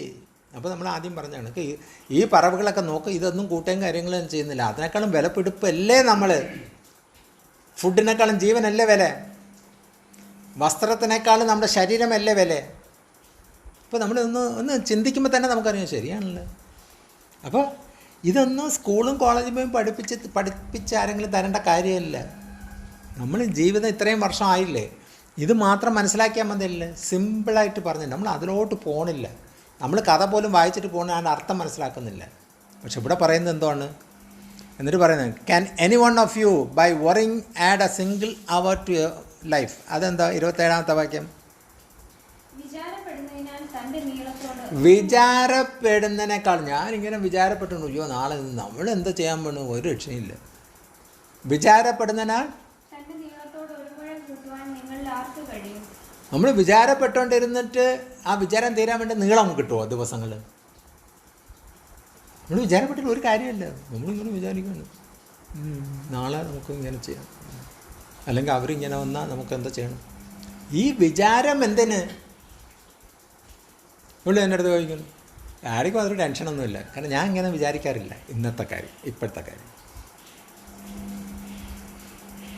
പക്ഷെ എല്ലാം ബുദ്ധിയോടുകൂടി, പരിജ്ഞാനത്തോടുകൂടി ചെയ്തു പോകണം. Look at the can any one of you by worrying add a single hour? നിങ്ങൾ ഈ വിചാരപ്പെട്ട് ഇരുന്നത് കൊണ്ട് എന്നെക്കൊണ്ട് ഒക്കുന്നില്ലല്ലോ, 24 മണിക്കൂർ കൊണ്ട് തീരത്തില്ലല്ലോ, ഇന്ന് തീരത്തില്ലല്ലോ, അതുകൊണ്ട് 1 മണിക്കൂർ കൂട്ടാൻ പറ്റുമോ? 1 മണിക്കൂർ കൂടെ കിട്ടിയിരുന്നെങ്കിൽ ഞാൻ അത് പൂർത്തിയാക്കുമായിരുന്നു. നമുക്ക് കൂട്ടാൻ പറ്റത്തില്ല. ഇവിടെ പറയുന്ന കഥ വ്യക്തമായിട്ട് പറഞ്ഞു. അപ്പോൾ അന്നേ മണിക്കൂറുണ്ട്. പക്ഷേ മലയാളത്തിൽ വചനത്തിൽ ഇപ്പം യാമം അവർ 3 മണിക്കൂറോ 4 മണിക്കൂർ വെച്ചിട്ടാണ് ഓരോ സെക്ഷൻ വെച്ചിരുന്നത്. പിന്നീടാണ് മണിക്കൂറുകൾ വന്നത്. ഇവിടെ പറയുന്നത്, can any one of you by worrying add a single hour to your life? നിങ്ങളുടെ ജീവിതത്തിൽ 1 മണിക്കൂറെങ്കിലും കൂട്ടാൻ പറ്റുമോ? മരണത്തിന് ദൈവം നിശ്ചയിച്ച് കഴിഞ്ഞിരിക്കുന്നു. അത് മരണമല്ല, ദുഃഖത്തിൻ്റെ ഇതുമല്ല. നാളെ ദൈവൻ ഫ്ലൈറ്റ് ടിക്കറ്റും തരുന്നു, കുറച്ച് ഡോളറും തരുന്നു അമേരിക്കയിൽ പോകാൻ വേണ്ടി. അത് ഭയങ്കര സന്തോഷമാണ്. കർത്താവ് പറയാണ്, നീ ഇന്നിവിടെ ഉള്ളോ, നാളെ നീ എൻ്റെ ഭവനത്തിൽ വരാനുള്ള തുടക്കം കുറിക്കണം എന്ന് പറയുമ്പോൾ ഇവിടെ അപ്പം തന്നെ ക്ലോസ് ആവും. അതെന്ത്? അമേരിക്ക പോയി തീരുന്നാൽ നമ്മൾ ഒരു ചായ കുടിക്കണമെങ്കിൽ $1 കൊടുക്കണം. അങ്ങോട്ടും ഇങ്ങോട്ടും പോകണമെങ്കിൽ ബസ്സിലോ ട്രെയിനിലോ പോകണമെങ്കിൽ അതിനും $1 കൊടുക്കണം. അതും നമ്മുടെ കയ്യിലുണ്ടെങ്കിൽ. സ്വർഗത്തിൽ പോയി തീരുന്ന സ്വർണ്ണ ഇതിൽ കൂടെ നടന്ന് മതലൊക്കെ തൊടുമ്പോൾ ഡയമണ്ടും റൂബിയും രത്നങ്ങളും ആയിട്ടിരിക്കുന്ന ഇതിൽ അതിന് ആരുടെ അനുവാദം വേണ്ട. നമ്മൾ ഓൾറെഡി അതിൻ്റെ അകത്ത് കയറ്റി കഴിഞ്ഞു. നമുക്ക് ചുമ്മാ നടന്ന് പോകും. അവിടെ KFCയും ബർഗറും ഒന്നുമില്ല. നമുക്ക് വിശപ്പെന്ന് പറയുന്ന സംഭവവും ഇല്ല. നമ്മൾ ഇതൊക്കെ കാണുമ്പോൾ തന്നെ ആ പാവം ഇതൊക്കെ കാണുമ്പോൾ നമ്മൾ ഇടപെടാതെ സ്തോത്രം ചെയ്തുകൊണ്ടേയിരിക്കും. നമ്മൾ ഇതുവരെ കാണാത്ത കണ്ണിഞ്ചിപ്പിക്കുന്ന ആ മനോഹരമായ ഒരു ഇത് കണ്ടുകൊണ്ടിരിക്കും. അപ്പോൾ അവിടത്തേക്ക് വിളിക്കാൻ പറയുമ്പോൾ നമ്മൾ ക്ലോസ് ആവും. മരണം എന്തോ ഒരു ഇതായിട്ടാണ് എല്ലാവരും കരുതുന്നത്. ആ മരണം എന്ന് വെച്ചാൽ ആ കടമ്പേ കൂടെ പോകുമ്പോൾ സ്വർഗസ്ഥനായ പിതാവ് പുത്രനെ മനുഷ്യനായിട്ട് ഈ ഭൂമിയിൽ കൊണ്ടുവന്ന് നമുക്ക് വേണ്ടി വിടുതൽ തരാൻ വേണ്ടി നമുക്ക് വേണ്ടി ഇത് പഠിപ്പിച്ച് തരാനും പിതാവാൻ ദൈവം കൊടുത്ത വചനങ്ങൾ നമ്മുടെ അടുത്ത് പഠിപ്പിച്ച് തന്നിട്ട് അതിന് കുറച്ച് ശിഷ്യന്മാരെയും വെച്ചിട്ട് അതിനെ കണ്ടിന്യൂ ചെയ്യാൻ വേണ്ടി ഏർപ്പാടും ചെയ്തിട്ട് കർത്താവിനെ മനുഷ്യരെല്ലാം കൂടെ കൊന്ന് തൂക്കിലേറ്റി അടക്കപ്പെട്ടു. മൂന്നാം നാൾ ഉയർത്തെണീറ്റ് വന്നു. അപ്പം ഉയർത്തെണീറ്റപ്പോൾ എവിടെ പോയി? സിംഹാസനത്തിലിരിക്കുന്നു. അപ്പം നമ്മൾ മരിച്ച് അടക്കപ്പെട്ട് ഉയർത്തെണീക്കുമ്പോൾ ആ പറയുന്ന സിംഹാസനത്തിൻ്റെ അടുക്കെ പോയി ഇരിക്കാനുള്ള യോഗ്യത വരാൻ വേണ്ടിയാണ് കർത്താവ്. സിമ്പിൾ കാര്യം, നിങ്ങൾ ആ പരിശുദ്ധാത്മാവിനെ പ്രാപിക്കുക. കാരണം ഞാൻ വരുന്നത് ആത്മാവിലാണ്. ആത്മാവിൽ വരുമ്പോൾ ജഡശരീരത്തിലുള്ളവരെയൊക്കെ ലോറി കണക്കിന് കെട്ടിക്കൊണ്ട് പോകാൻ പറ്റത്തില്ല. ആത്മാവാണെങ്കിൽ കൂടെ അങ്ങ് വന്നു, താങ്ങണ്ട, തൂക്കണ്ട, വെയിറ്റ് നോക്കണ്ട. അപ്പോൾ ആത്മാവിലുള്ള വരവിൽ ആത്മാവിൽ പ്രാപിച്ച വ്യക്തികളെ ആ ആത്മാവിനെയാണ് കൊണ്ടുപോകുന്നത്. 28. And why do you worry about clothes? നിങ്ങൾ നിങ്ങളുടെ വസ്ത്രങ്ങളെക്കുറിച്ച് വിചാരപ്പെടുന്ന എന്ത്? See how the flowers of the field grow. വയലിലെ താമര പൂക്കളൊക്കെ എങ്ങനെ പോകുന്നു, വളരും. നമ്മുടെ ഇവിടെ ഒരു ചെടി കൊണ്ടുപോയിട്ടിട്ട് എന്തായി? ആ പീച്ച് എടുത്ത് കാണുന്നു. തൊട്ടപ്പുറത്ത് ഫ്ലവറും ഒക്കെ വന്ന് ഇങ്ങനെ നിൽക്കുകയാണ്. ഞാൻ ഇതിലെ കൂടെ നോക്കിയപ്പോൾ നല്ല ചുവന്ന ഫ്ലവറും കാര്യങ്ങളൊക്കെ ഇരിക്കും. ഇത് നമ്മുടെ മാത്രം ഇവിടെയൊക്കെ നശിച്ചു പോണത് എന്തോ ഉണ്ട്.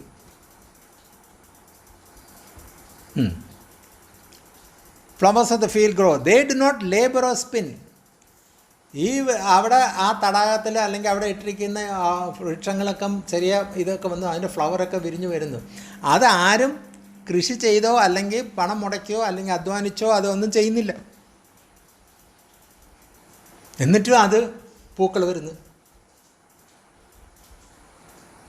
കാട്ടിലൊക്കെ നമ്മൾ പോകുമ്പോൾ അവിടെ നല്ല ഫ്ലവറും ഇതൊക്കെ വരുന്നു. അതവിടെ ആരെങ്കിലും ചെയ്ത കൃഷി വളമിട്ട് കൊടുത്തോ, അത് പൂച്ചി വന്ന് തിന്നുന്ന പറഞ്ഞ് സ്പ്രേ അടിച്ചിട്ടുണ്ട്, ഇതൊന്നും ചെയ്തില്ല. പക്ഷെ എന്നിട്ട് നല്ല ഫ്ലവറൊക്കെ വരും. അതാര് ചെയ്തത്? Yet I tell you that not even Solomon in all his splendor was dressed like one of these. 29.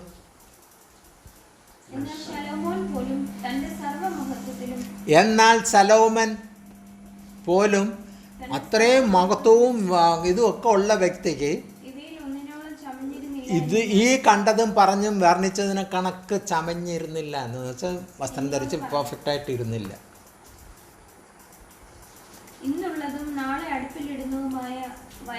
If that is how God clothes the grass of the field.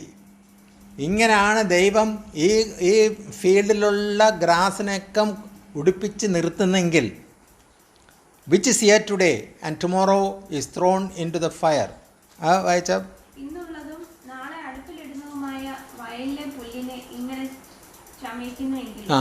ഇന്നിവിടെ കാണുന്നു, നാളെ അത് ഉണങ്ങി തീരുമ്പോൾ തീയിൽ കൊണ്ടിട്ട് കളയുന്നു.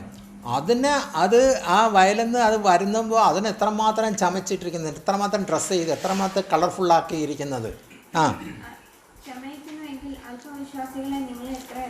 അല്പവിശ്വാസികളെ, നമ്മൾ വിശ്വാസികളെന്ന് കർത്താവ് സംബോധന ചെയ്തില്ല. എന്നിട്ട് പറയാം, നിങ്ങൾ ഈ അല്പവിശ്വാസികളാണ്.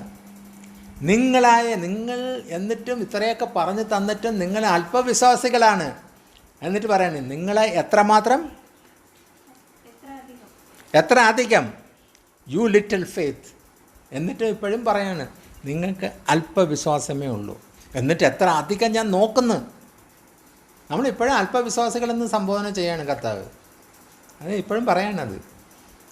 എന്നിട്ട് നമ്മൾ പ്രാർത്ഥിച്ചെണീക്കുമ്പോൾ സുന്ദരമായിട്ട് ബിരിയാണി. അപ്പോൾ കർത്താവ് കരുതി വെച്ചിരിക്കുകയാണ്. അപ്പോൾ എന്നിട്ടും പറയാണ്, നിങ്ങൾ അല്പവിശ്വാസികളാ. അയ്യോ, അത് കേൾക്കുമ്പോൾ എനിക്ക് എന്തര കണക്ക് ആണോ? നമ്മൾ പൂർണ്ണ വിശ്വാസി ആയിരുന്നെങ്കിൽ എന്തായിരുന്നു തന്നെ. അല്പവിശ്വാസിയായ നമ്മൾ എണീക്കുമ്പോൾ ഇത്രയും ഫുഡും കാര്യങ്ങളും എല്ലാം ഒരുക്കിയിരിക്കുമ്പോൾ പൂർണ്ണ വിശ്വാസമായിരുന്നെങ്കിൽ എന്തായിരുന്നു തന്നെ അവസ്ഥ? അതെന്ത് നമ്മൾ ചിന്തിക്കാത്തത്? You of little faith, so do not worry saying what shall we eat. അതുകൊണ്ട് നിങ്ങൾ ഒരിക്കലും വറി ചെയ്യരുത്. 31 വാക്യം. ആകയാൽ നാം, നമ്മളെല്ലാം കൂടെ എന്ത് തിന്നും. ഇപ്പം നമ്മൾ വറി ചെയ്തുകൊണ്ടിരിക്കണം, അയ്യോ പ്രാർത്ഥിച്ച് കഴിഞ്ഞിട്ട് ഇപ്പം എന്തോ തിന്നും എന്ന് പറഞ്ഞ് ചിന്തിക്കേണ്ട കാര്യമില്ലാന്ന്. എന്ത് കുടിക്കുമെന്ന് ചിന്തിക്കേണ്ട കാര്യമില്ല. എന്ത് വസ്ത്രം ഉടുക്കും. ഇപ്പോൾ വസ്ത്രം ഒക്കെ പെട്ടിയിൽ അടുക്കി വെച്ചിട്ട് ഞാൻ ഉടുക്കാൻ നേരമില്ല, സ്ഥലവും ഇല്ല എന്നിങ്ങനെ എന്ത് തിന്നും, എന്ത് കുടിക്കും, എന്ത് ധരിക്കും എന്ന് പറഞ്ഞ് നിങ്ങൾ വിചാരപ്പെടണ്ട. ഇതൊക്കെ ആരാ അന്വേഷിക്കുന്നത്? ജാതികളാണ്. എന്ന് വെച്ചാൽ കർത്താവിനെ മനസ്സിലാക്കാത്ത വ്യക്തികളായവരാണ് അത് അന്വേഷിക്കുന്നത്. നമ്മൾ അന്വേഷിക്കുകയാണെങ്കിൽ നമ്മൾ ആ കൂട്ടത്തിലുള്ളവരായതുകൊണ്ടാണ്. ഇപ്പം നമ്മളിതൊക്കെ അന്വേഷിക്കണം. ഫുഡ് എന്ത് കുടിക്കും, എന്ത് നമ്മൾ രാത്രി സന്ധ്യയ്ക്ക് വന്ന് വരുമ്പോൾ ചോദിക്കും നാളെ എന്താണ്, ഇവിടെ എല്ലാം ഉണ്ട്. അതിന് നമ്മൾ അങ്ങോട്ടും ഇങ്ങോട്ടും മിക്സ് ചെയ്ത് വരുമ്പോൾ ഒരു പുതിയ ആഹാരമായി. പക്ഷെ നമ്മൾ ചിന്തിക്കണം നാളെ എന്ത് ചെയ്യും. അവരാരെന്ന് പറഞ്ഞത്? ജാതികൾ. എവിടെ വായിച്ചത്?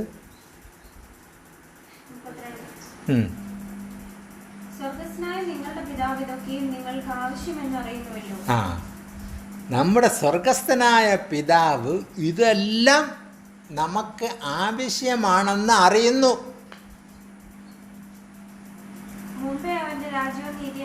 നമ്മുടെ ലോക മനുഷ്യരിലുള്ളവർ ചിലപ്പോൾ അതൊന്നും അറിയത്തില്ല. അവരവരുടെ കാര്യം മാത്രം നോക്കും. എത്രയോ നമ്മൾ ഇതൊക്കെ കേട്ടില്ലേ, ഭാര്യയും ഭർത്താവായിരിക്കും. ഭാര്യ തിന്നോ കുടിച്ചോ ഒന്നും തിരക്കത്തില്ല. ഭർത്താവ് 10 രൂപ കിട്ടിത്തരുന്ന ഒരെണ്ണം കള്ള് ഷാപ്പിൽ പോകും. ഇതാണ് അവസ്ഥകൾ. പക്ഷെ നമ്മുടെ പിതാവോ നിങ്ങൾക്ക് ഇന്നത് വേണമെന്നെല്ലാം അറിയുന്നു. കുടിക്കുന്നതും തിന്നുന്നതും വസ്ത്രം ധരിക്കുന്നതൊന്നും നിങ്ങൾ വറി ചെയ്യേണ്ട, നിങ്ങൾ ചിന്തിക്കേണ്ട കാര്യമല്ല. അതൊക്കെ ഞാൻ അറിയുന്നു.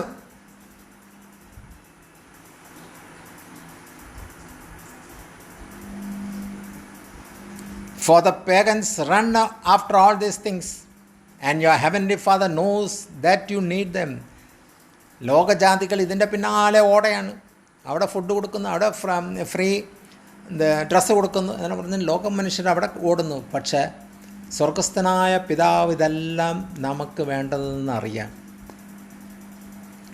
But seek. അപ്പോൾ 33 വാക്യമാണ് ഇനി പറയുന്നത്. ഇതിലൊന്നും അല്ല ഇമ്പോർട്ടൻറ്റ്.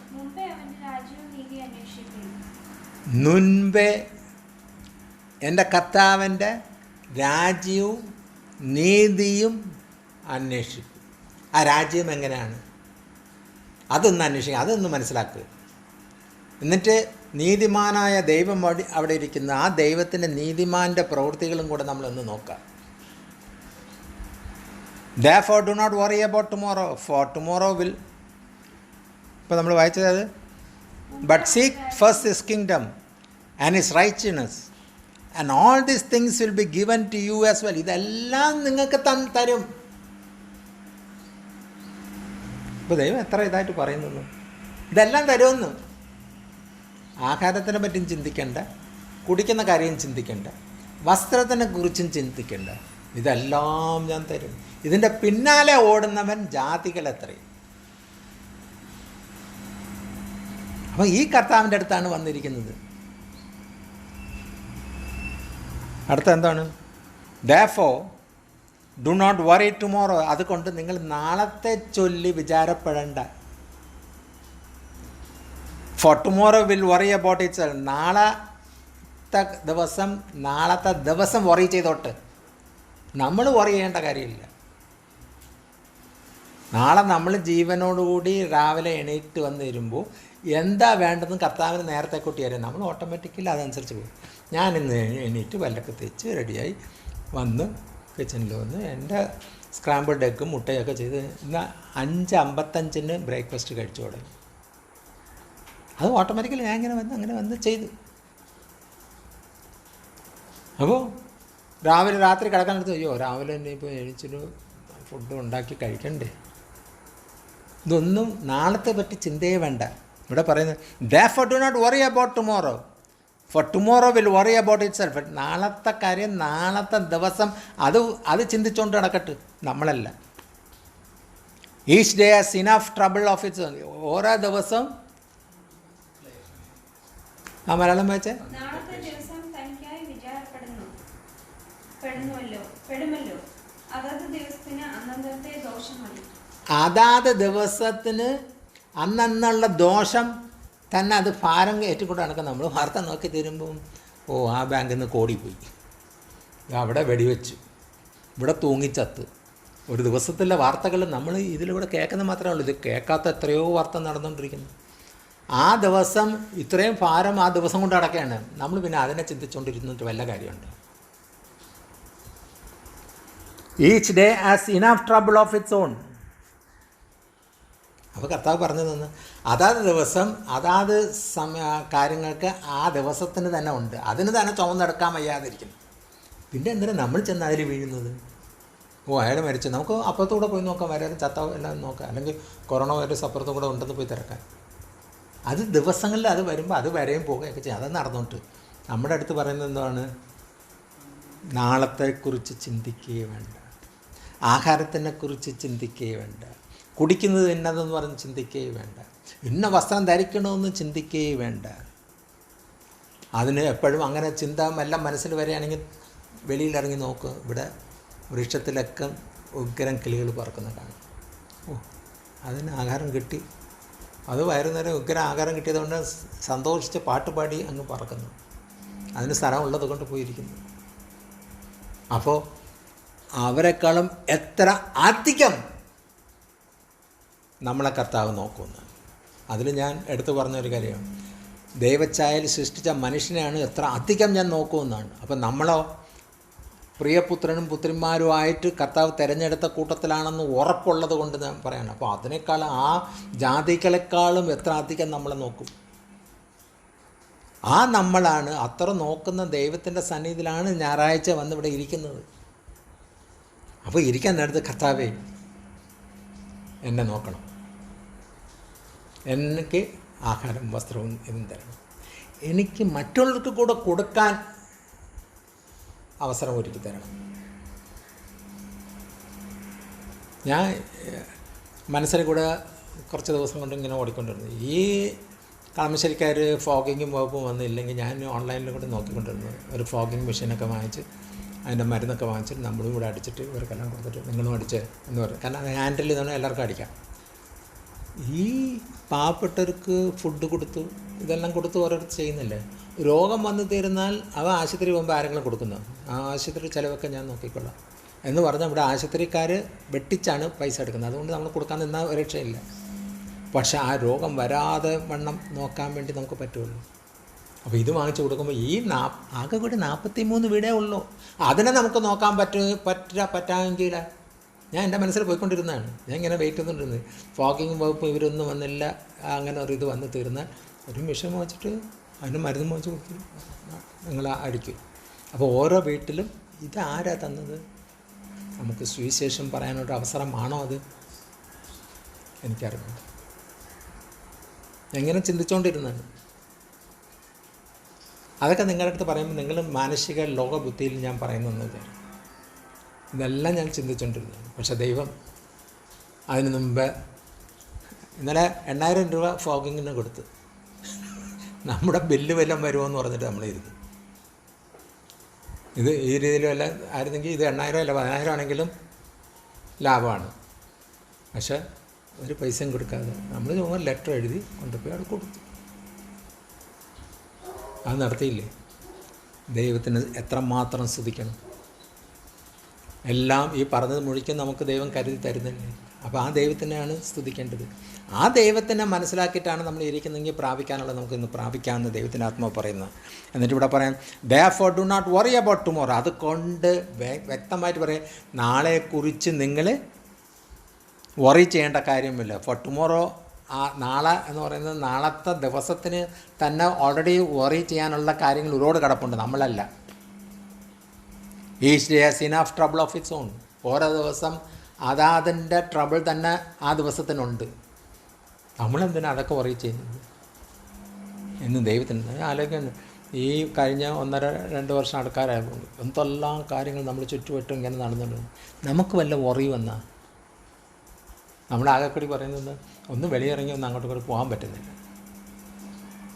അല്ലാതെ വേറൊരു എന്തെങ്കിലും വറി വന്നോ പോകാൻ പറ്റത്തില്ല എന്ന് പറയുന്ന സമയത്ത് ഇവിടെ കൊണ്ടുത്തരയാണ്. അപ്പോൾ യഥാർത്ഥമായിട്ട് നമ്മളൊന്ന് ചിന്തിച്ച് നോക്കിയാൽ അപ്പോൾ രോഗം വന്ന് ഹോസ്പിറ്റലിൽ പോയവരുടെ കാര്യം, രോഗം വീട്ടിൽ നിന്ന് വെളിയിറങ്ങാൻ പറ്റാത്തത് കൊണ്ട് മരുന്ന് വാങ്ങിക്കാൻ പറ്റാത്തവരുടെ കാര്യം, ആഹാര സാധനങ്ങൾ പോയി വാങ്ങിക്കാൻ പറ്റാത്ത അവസ്ഥ, അവർക്ക് ഈ ഓൺലൈൻ പരിപാടി എന്ന് പറഞ്ഞാൽ ഇതൊക്കെ ചിന്തിക്കുമ്പോൾ ദൈവം എത്രമാത്രം നമ്മളെ കരുതി വച്ചിരുന്നു. ഈ ദൈവത്തിനെ നമുക്ക് സ്തുതിച്ചുകൊണ്ട്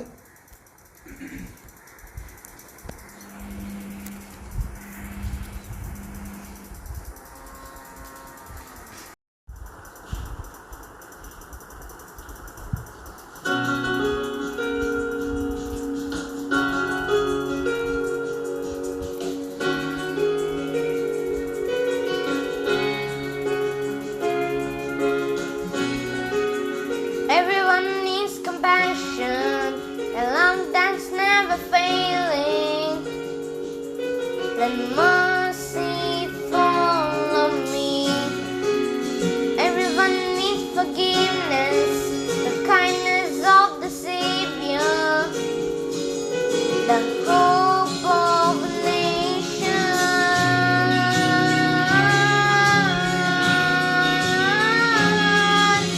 Savior, He can move the mountains. My God is mighty to save. He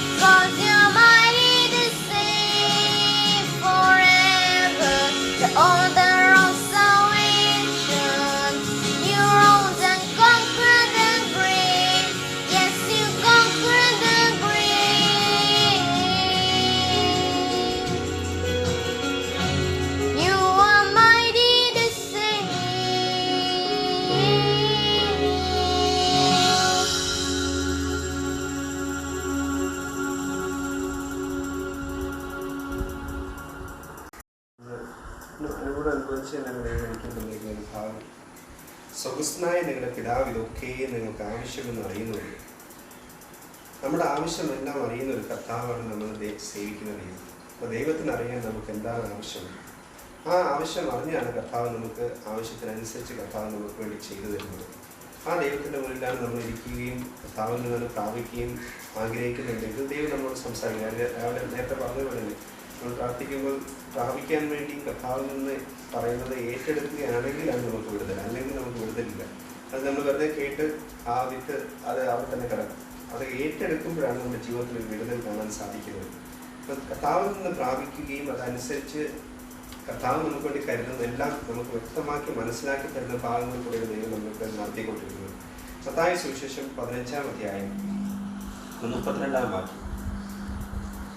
എന്നാൽ യേശു തന്റെ ശിഷ്യന്മാരെ അടുത്ത് വിളിച്ചു, ഈ പുരുഷാരം ഇപ്പോൾ 3 നാളായി എന്നോടുകൂടി പാർക്കുന്നു. അവർക്ക് ഭക്ഷിക്കാൻ ഒന്നുമില്ലായതുകൊണ്ട് അവരെക്കുറിച്ച് എനിക്ക് മനസ്സിലേക്ക് തോന്നുന്നു. അവരെ പട്ടിണിയായി വിട്ടയക്കാൻ മനസ്സുമില്ല. അവർ വഴിയിൽ വെച്ച് തളർന്നു പോയേക്കും എന്ന് പറഞ്ഞു. നമ്മൾ പലപ്പോഴായി ഇത് ഭാഗം വായിച്ചിട്ടുള്ളതാണ്. നമുക്ക് എല്ലാവർക്കും അറിയാവുന്ന ഒരു ഭാഗവുമാണ്. എന്നാൽ ദൈവം എന്നോട് പറഞ്ഞ ഭാഗം അറിയത്തില്ല, അത് വേറെ രീതിയിലാണ് ദൈവനോട് സംസാരിച്ചത്. എന്നാൽ യേശു എന്ന് പറയുമെങ്കിൽ അവിടെ എന്തോ അതിന് തൊട്ട് മുന്നൊരു സംഭവമുണ്ട്. അതാണ് അതിന് പ്രാധാന്യമായിട്ട് എന്നെ ഓർപ്പിച്ച സംഭവം. എന്നാൽ യേശു അത് പറയണമെങ്കിൽ അതിൻ്റെ 29, 30, 31 വായിച്ചാൽ കുറച്ചുകൂടെ മനസ്സിലാവും. യേശു അവിടെ നിന്ന് യാത്രയായി ഗലീല കടൽക്കരയിൽ ചെന്ന് മലയിൽ കയറി അവിടെ ഇരുന്നു. വളരെ പുരുഷാരം, മുടന്തർ, കുരുടർ, ഊമർ, കൂനർ മുതലായ പലരെയും അവന്റെ അടുക്കൽ കൊണ്ടുവന്ന് അവന്റെ കാൽക്കൽ വെച്ചു. അവൻ അവരെ സൗഖ്യമാക്കി.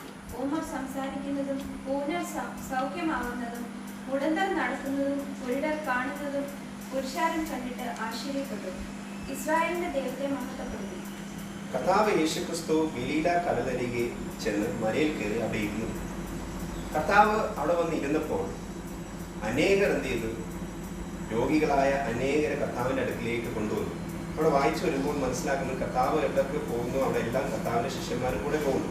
എന്നാൽ കർത്താവ് ഗലീല കടപ്പുറത്തിൻ്റെ മേലിരിക്കുമ്പോൾ കുരുടന്മാരും മുടന്തർ, കൂനർ മുതലായ പലരെയും അവൻ്റെ അടുക്കൽ കൊണ്ടുവന്നു. എന്ന് വെച്ച് കഴിഞ്ഞാൽ രോഗികളെ എല്ലാം കർത്താവിൻ്റെ അടുക്കിലേക്ക് കൊണ്ടുവന്നു. രോഗത്തിൽ ഭാരപ്പെടുന്നതും അവരെ ശാരീരികമായ അവരുടെ ബുദ്ധിമുട്ടുകളും അവരുടെ പ്രശ്നങ്ങളും ആയിട്ട് കടന്നു വന്നവർ കർത്താവിൻ്റെ അടുക്കിലേക്ക് കൊണ്ടുവന്നു. എന്നാൽ കർത്താവ് അവിടെ ഇരുന്നപ്പോൾ കർത്താവിൻ്റെ അടുക്കിലേക്ക് വിശ്വാസത്തോടെ അവർ കൊണ്ടുവന്നു. കർത്താവ് എന്ത് ചെയ്തോളാം? അവൻ അവരെ സൗഖ്യമാക്കി. ഊമർ സംസാരിക്കുന്നതും കൂനർ സൗഖ്യമാക്കുന്നതും മുടന്തർ നടക്കുന്നതും കുരുടർ കാണുന്നതും പുരുഷാരെ കണ്ട് ആശ്ചര്യപ്പെട്ടു. ഇസ്രായേലിന്റെ ദൈവത്തെ മഹത്വപ്പെടുത്തി. ഇവിടെ വായിച്ചു വന്നപ്പോൾ എനിക്കൊരു കാര്യം മനസ്സിലായി. ഈ ഒരു സംഭവം നടക്കുന്നത് ഒരു ദിവസമല്ല. ഈ ഒരു സംഭവം നടക്കുന്നത് കഴിഞ്ഞ 3 ദിവസം കൊണ്ട് നടക്കുന്ന ഒരു സംഭവമാണ്. ഈ 3 ദിവസം കൊണ്ട് നടക്കുന്ന ഈ അത്ഭുതങ്ങളും അടയാളങ്ങളും കർത്താവ് അവിടെ കാണിക്കുന്നത് ലോകത്തെ സൗഖ്യമാക്കി. എന്ന് വെച്ചാൽ കടന്നു വന്നവരെല്ലാവരും, അവിടെ കടന്നു വന്നവർ ചെറിയ കൂട്ടമല്ല. അവിടെ ഭാഗം വായിച്ചത് മനസ്സിലാകും. ഏകദേശം 4000 പുരുഷത്തോളം അവിടെ ഉണ്ടായിരുന്നു. അതുകൊണ്ടാണ് ഞാൻ ആ ഭാഗം വായിക്കാൻ തുടങ്ങിയപ്പോൾ 32-ാം വാക്യത്തിൽ വായിച്ചപ്പോൾ എന്നാൽ യേശു എന്ന് പറഞ്ഞ് തുടങ്ങുമ്പോൾ തൊട്ട് മുന്നൊരു സംഭവം അവിടെ നടക്കുന്നുണ്ട്. ആ സംഭവത്തിനാണ് ഇവിടെ തന്നെ വലിയ പ്രാധാന്യം ഞാൻ ഇന്ന് ദൈവം എന്നോട് സംസാരിച്ചത്. എന്ന് വെച്ച് കഴിഞ്ഞാൽ രോഗികൾ സൗഖ്യമാക്കി. കുരുടൻ, മുടന്തർ, ഊമർ, കൂനിയായവർ എല്ലാവരും കർത്താവിൻ്റെ അടുക്കൽ വന്നപ്പോൾ കർത്താവിൽ നിന്ന് വിടുതൽ പ്രാപിച്ചു. ഈ വിടുതൽ പ്രാപിച്ചവരാരും കടന്നുപോയില്ല. അതാണ് എന്നെ ഓർപ്പിച്ച സംഭവം.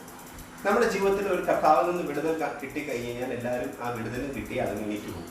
എന്നാൽ ഈ കടന്നു വന്നവർ, കഴിഞ്ഞ 3 നാളായി കടന്നു വരുന്നവർ കർത്താവിൻ്റെ അടുക്കിലേക്ക് ഈ രോഗം ബാധിച്ച് രോഗികളെ കൊണ്ട് കർത്താവിൻ്റെ അടുക്കൽ വന്നപ്പോൾ കൊണ്ടുവന്നവരും രോഗിയായവരും കർത്താവിൽ നിന്ന് വിടുതൽ കിട്ടിയവരും അവിടെ തന്നെ ഇരുന്നു. അവരവിടെ ഇരുന്ന് കർത്താവ് പറയുന്നത് കേൾക്കാൻ തുടങ്ങി.